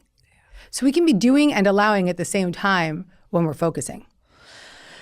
Let's talk about how we actually do that. Like, even when we hear the word manifesting, for instance, so many people talk about manifesting now. I live in Austin, capital of manifesting, but we talk about it in a lot of silly ways, different, I think, even than the way you would talk about it, which is that manifesting isn't always like some feel-good, fluffy thing. There's actually I wouldn't even use the word right or wrong way, but there are particular ways maybe to manifest. Yeah. How does somebody manifest correctly? Well, we're always manifesting. We're always manifesting, whether we... Even when we don't think we are? Even when we don't think we are. We're manifesting oftentimes what we don't want. We're manifesting who we are. We're manifesting the energy we put out. We're manifesting at all times what we believe. Really, the law of attraction is that you attract your likeness. So if you're putting out frantic energy, you're going to get more frantic experiences. If you're putting out a high vibe, you're going to get the highest vibe back. Today I was on Good Morning America twice. I didn't sleep that well last night. I woke up, I pulled it together. I had 2 segments back to back, but I was like, I'm showing up with the best attitude. I'm going to make everybody feel good in my presence. I want to have fun.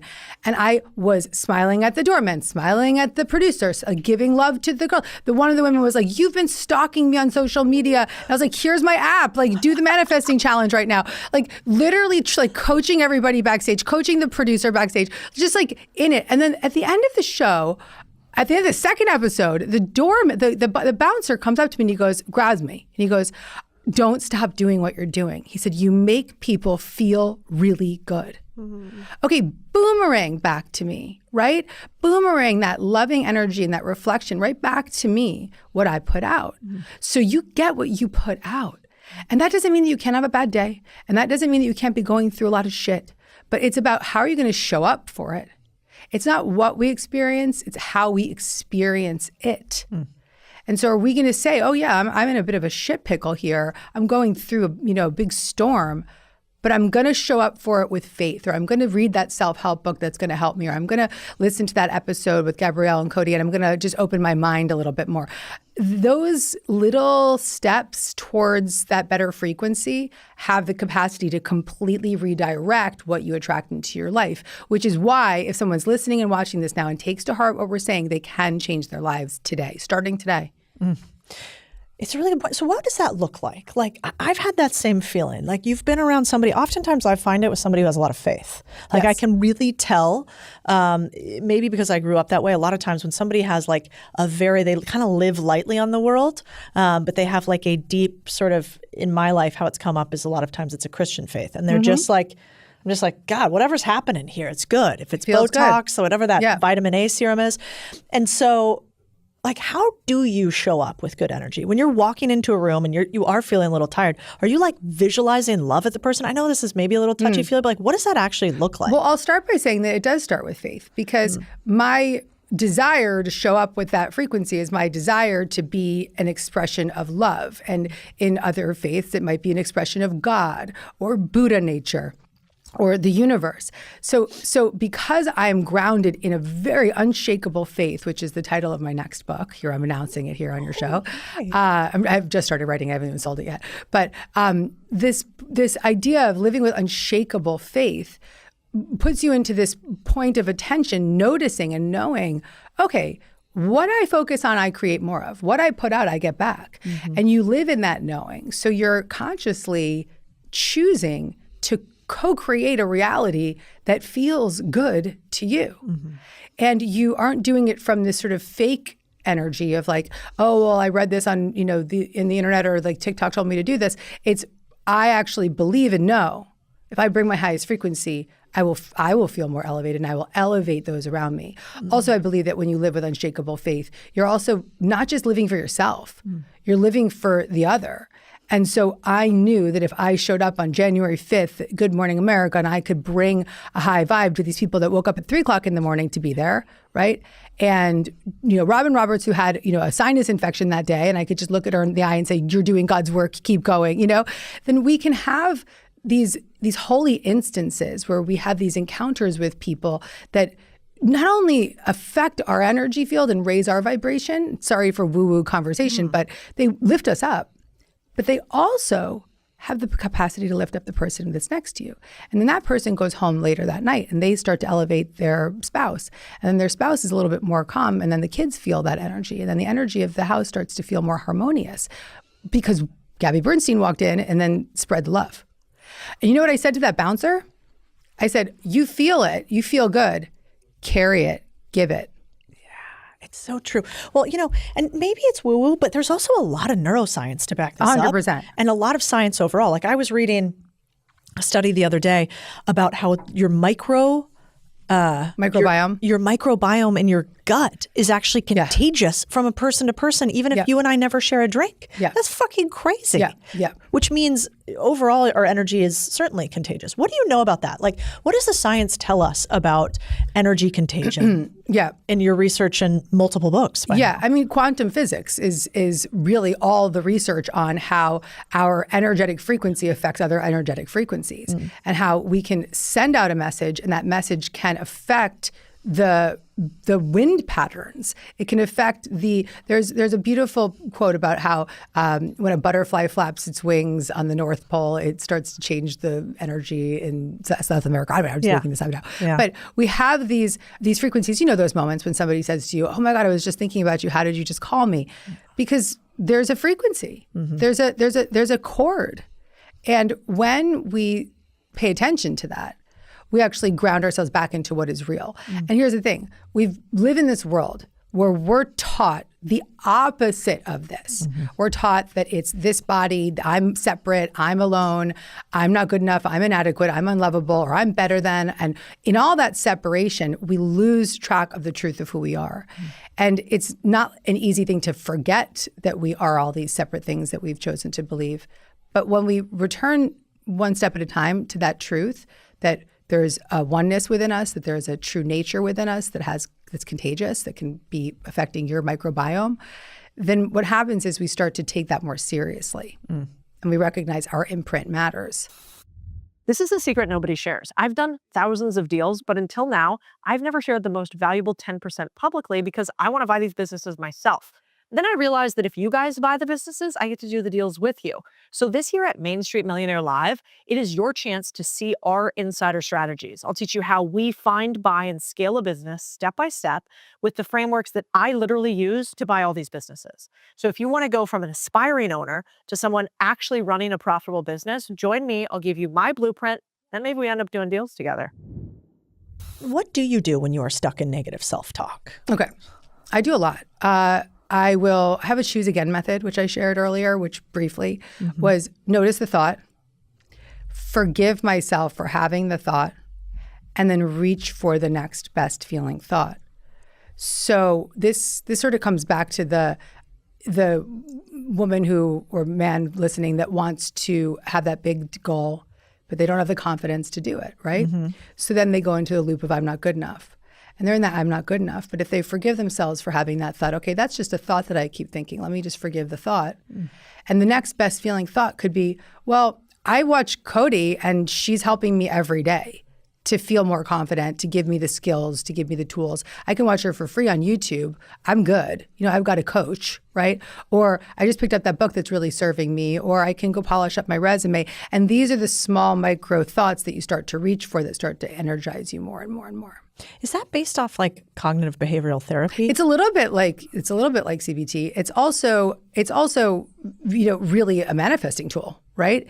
It's a tool for not trying to convince yourself of something that you're not, but instead leaning into what is, leaning into what's possible right here, right now. And that's a very compassionate way to work with yourself. I love that. Yeah, because in every moment there are good things and bad things. If right now I was tired, felt sick, had a sinus infection, had cancer, had all the terrible things, but I could notice like this espresso's amazing. Exactly. You know? And sometimes the folks who have the most dire circumstances are the ones who can really experience these types of gifts the most because they kind of are like, fuck it, you know? Like, why do we lose that? Like I remember I dated this one guy back in the day and he said a line to me that I thought was one of like the most tragic lines of all time. And the line was something kind of incredible I thought happened to us. I was like, oh, we're at this incredible vacation and then we had this thing happen and this is so amazing. And he looked at me and he said, nothing really excites me anymore.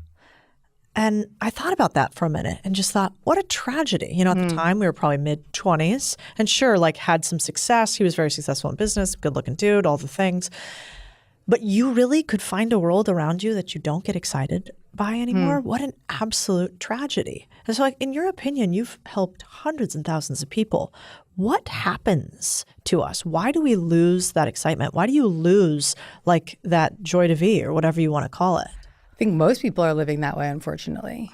And I believe that we find ourselves in these patterns that are rooted in our core beliefs from a very young age, which brings us to the IFS work. And these core beliefs are beliefs of I'm not good enough, I'm inadequate, I'm unlovable. And when we live and protect ourselves day over day from these core beliefs, and we're in these sort of mechanisms of protection, right? We don't want to feel those feelings, so we do whatever it takes to protect ourselves from having those feelings. We build up a lot of patterns and behaviors that can set our lives up to feel inadequate, to feel unlovable, to feel not good enough, to feel not exciting. Or we have belief systems that we're not worthy of joy, or we get stuck in a pattern or a loop that feels like it's so disconnected from any capacity to have that joy. But I think the biggest one is that we don't believe we're worthy of it. And let's explain IFS a little bit. Like, what is internal family systems? What does it do? Who should use it? Okay, so internal family systems therapy is the therapy that changed my life. I wrote a whole book about it. My 10th book, Self-Help, is all about And it's IFS. an amazing book. It's also really short, which I love. It's like exactly what you need, not a word extra, which is really hard to do. So I commend you for that. Yeah, no, I like to keep it simple. Yeah. And IFS, simply put, is a way of befriending the parts of yourselves that hold you back, that keep you small, that keep you stuck. And getting into relationship with these parts of yourselves rather than shunning them or putting yourself down for it. And so, as I mentioned, we all have these moments in time as children, whether big T trauma or small T trauma. It could be that you experienced abuse or an alcoholic parent, or maybe you just felt like your parents weren't paying attention to you, or someone told you were stupid on the playground. And those moments in time create this very extreme feeling of not being good enough, being inadequate, being unlovable. And those feelings in IFS are called exiles. And so we were like, hell no, I don't want to ever feel that again. And we shut it down. We lock it up. And then after living that experience, we do whatever it takes from a very young age to start protecting ourselves from ever having to feel that again. So the little girl who felt like her parents weren't paying attention decides she's going to be a perfectionist. And she's been a perfectionist ever since. And if now she's 50 years old and you ask her, how long have you been a perfectionist? And she'll say, for as long as I can remember. Because that was her form of protection. Or in my case, I grew up with extreme trauma, and I lived in a way where I was constantly trying to find some semblance of control in a very chaotic environment. And so my big protection mechanism, called protector part, was control. It's only up until a year ago that I really befriend that control and heal that control part. But why did I try to control everything? Because deep down, I didn't believe that if I let go, I would be safe. I felt like I had to control to stay safe. And so we have these protection mechanisms. And they're typically the parts of us that will say, oh, I can't believe I did that again. Or a part of me is really rageful, or a part of me is really controlling, or a part of me, you know, you called like, you said like the boss bitch or something like that. Like that's a part, you know? And these parts have good qualities and bad qualities. Like that boss that you have kicks ass, and she's done such great work in the world. But I also imagine she can be a little bit, you know, frustrating at times, maybe. You know, the same goes for me. It's like my controller part wrote 11 books in 14 years, right? So true. But she's also made a lot of people crazy. And, you know, and made me crazy. How do you recognize a part in you either positive or negative, just to start with? Well, I think that, think about the beliefs or patterns or behaviors that you feel often either ashamed of or feel like quite frustrated with or feel like you have to manage, right? And these could be addictive parts. Those are really extreme protectors, or they could be managers. They're just kind of like the controller that's around all day, or the bossy one, or the parts of us that are extreme, or the parts of us that are creating chaos, or the parts of us that feel like we become so blended with that we're like, something came over me. A part of me took over. I had a profound conversation with my son yesterday because these little people are developing their parts in real time. And he acts like a complete bully when he's around smaller kids or kids that are more vulnerable. And he starts acting out and being really bossy and really rude. And sometimes he'll even like get physical and he takes his toys away. And later I was like, bro, what's going on? Like, what's happening? And I, instead of being like, you can't do that, I used my self-help tools, which I'll teach through the story. So I became curious. That's the first step. I became curious. And I was like, honey, what's happening? Like, what's happening in those moments? Very neutral. And then I was compassionate. It says, it seems like you're having a hard time. Do you want to talk about it? And I let him talk. And he said, well, a part of my brain feels like the bully that bullies me in class needs to come out of me. And so I bully somebody else so I don't have to feel the bully in my class. And I was just like, this is real-time self-help in action. We're just workshopping it right there because I was compassionate, because I was calm, because I was connected, curious. And we would never confront our parts that way. It's easy to do that with our children, right? Not even that easy, but in this case, I have the tools and I was able to be that way. But for our children inside, can you imagine the last time you said to yourself, like, what do you need? Or how can I help you? That's just so true. It's interesting because I read your book and at the time, there's a lot maybe going on in business and I noticed some parts in me. And, maybe before I had, you look at your partner and I'm like, well, you need to fix this, this, and this, and this is you, and you got to handle this. And eventually, you got to look in the mirror. And so, when I looked in the mirror, I was like, we keep having this repetitive pattern. It takes two people to have this pattern. So I'm at least part of it. How do we change it? And I remember reading your book and using it actively in conversations. And the questioning part is so much harder than it looks. Yeah. Like to truly just repeat back to your partner the thing that they just said and really not parroting, because sometimes, just like get it done, parrot back. But no, really repeat back to them and then curiously ask them what's going on. Yeah. And what I would say is like, it helped us immensely. Now I kind of jokingly, I call mine the hormone monster because I think I don't even always want to say that it's me fully. It's not. So that's actually really important. Interesting. I mean, if you are in perimenopause now, you're in perimenopause a decade before you're in menopause. And I went through it early. So I didn't know from 35 to 45 that I was in peri because I went into menopause at 45. And I'm 46 now. So I didn't know this. I have to warn you. I have to warn all your listeners. They're maybe younger, they're a lot younger than I am, but it's happening now. And so your hormonal parts, there's no amount of therapy. There's no amount. The only thing that can work you through that is, there's hormones to help. I'm a big fan of hormone replacement therapy. I think do whatever it takes to get to great. And it's, very in the zeitgeist right now. We can confidently talk about that. But I know that's an aside, but I think it's really important for me to be very, very vocal about that because if I were to give my 38-year-old self some support and guidance, I'd say get on some progesterone or get some estrogen. Interesting. Get your hormones, or at least get your hormones checked. Yeah. Right? Because the fluctuations and to learn everything you can about perimenopause, because those parts, my husband, when I was going through the journey, was like, I don't know what's wrong with you. You've become so mean. And I wanted to, I literally had dashboard punching rage. Like if you had given me a gun, it would have been really dangerous. And so this is real. It's a crisis for women. And if you can hear me say this at a younger age, you can save yourself a lot of chaos. It's such a good point because this has been the first year probably where I've acknowledged, we're women and we have cycles. And until then I always thought we just do the work and we keep going and we move forward and we muscle through, kind of like you talk about. And then, finally I was like, no, there's something to this whole cycle thing. And I can be the hardest worker out there in the world, but just during some periods or others, I'm different. There's a different Codie. And so coming to terms with this and being honest, like I was thinking the other day too, I'm like, it doesn't mean you can't be an absolute animal as a woman. I mean, they say we're closer to death than anything when we give birth, right? But it's interesting to be able to name it. And so I like, you told us how to diagnose the parts. Yes. Now if you're going to break, so now what happens afterwards? You go, okay, I got parts of me that I like or don't like. What do I do about that? So right now, anyone out there thinking about what's my parts, think about the part of you that you're like, that's often around the most, the part that's kind of running the show, creating a little bit of chaos.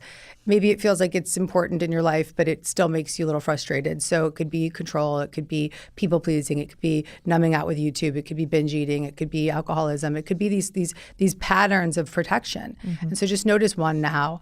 And there's 4 steps. And the 4 steps are based on the principles of internal family systems therapy. And with the blessing of the founder of IFS, who's a dear friend of mine, Dick Schwartz, he allowed me to create a self-help practice with it. So the 4 steps are called the 4-step check-in.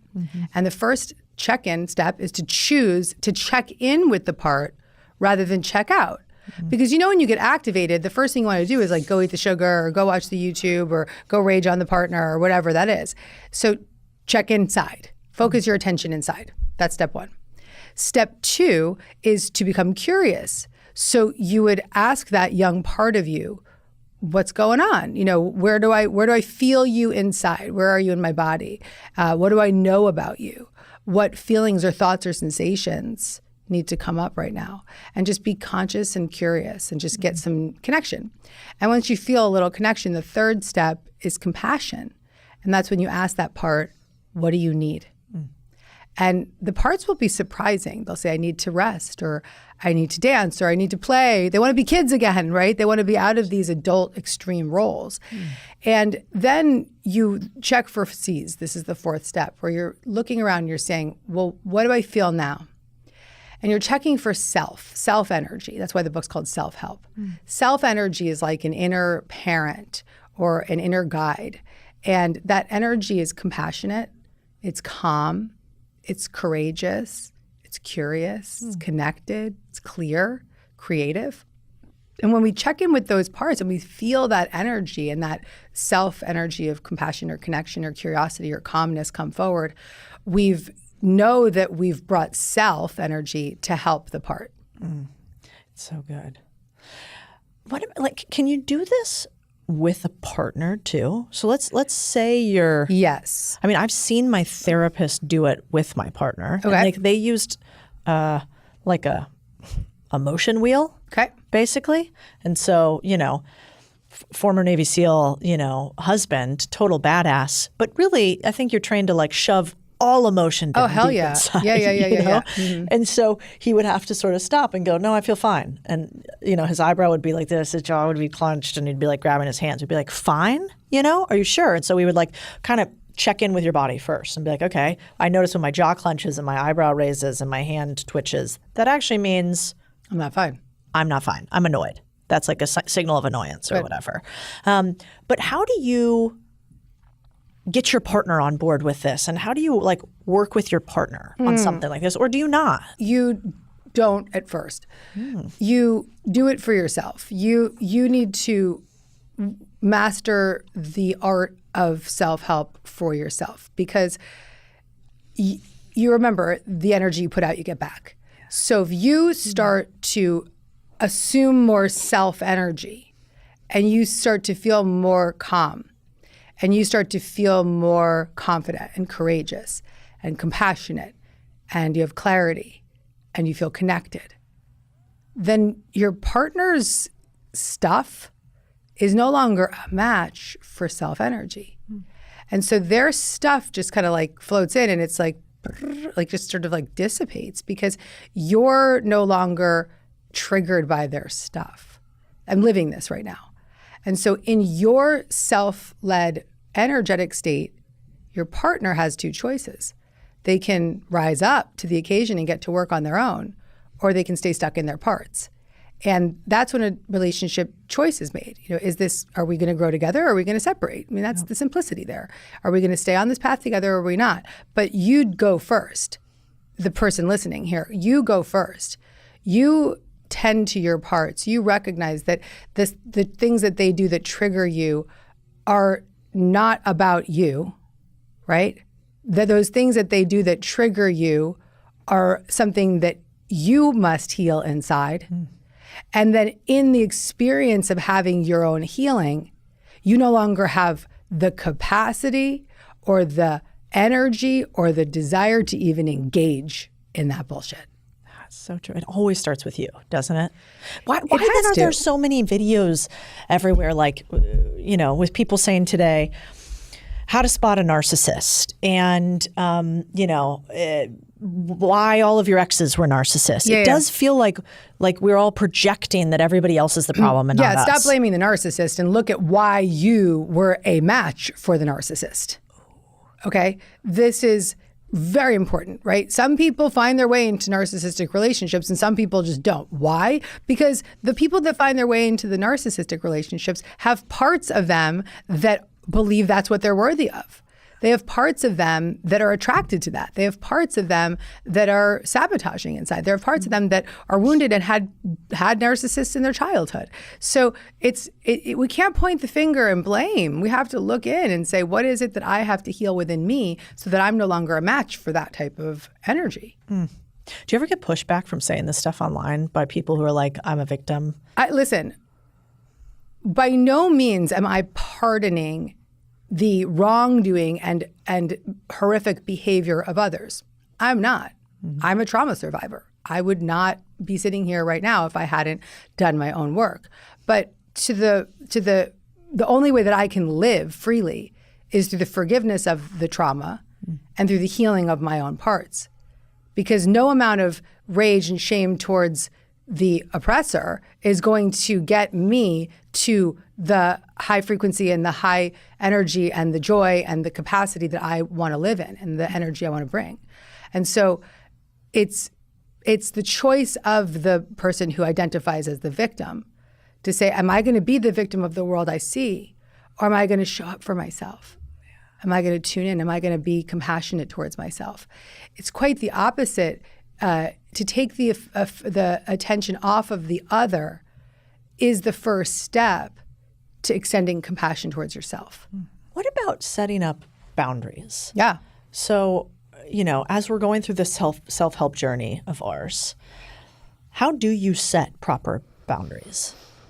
Well, the more self-energy you assume, let's say you're practicing those 4 steps regularly, and just to recap them, it's choosing to check in when you get triggered, curiosity, where is it in my body? What do I know about it? What thoughts, feelings are attached to it? Compassion, what do you need? And then just noticing the self-energy. Notice the calm or the connection or whatever comes through. Those 4 steps. Do it once a day for a minute. Add it up. Maybe do it another time throughout the day. Add it up. When you start to make that process a pattern, that pattern and that process starts to interrupt the pattern of living in that protection mechanism. And so at that stage, you actually start to feel more compassionate towards these young parts of yourself and more like an inner parent towards these young parts of yourself, to the point where you're like, I am not going to allow anything that is unlike what I desire. I'm not going to create a world where that environment can happen anymore. We can't actually create those boundaries until we befriend the parts. Because otherwise, if we're just sort of like, if we're not tending to what's happening inside and we're just putting up boundaries, they're fake. They're, you leave me alone.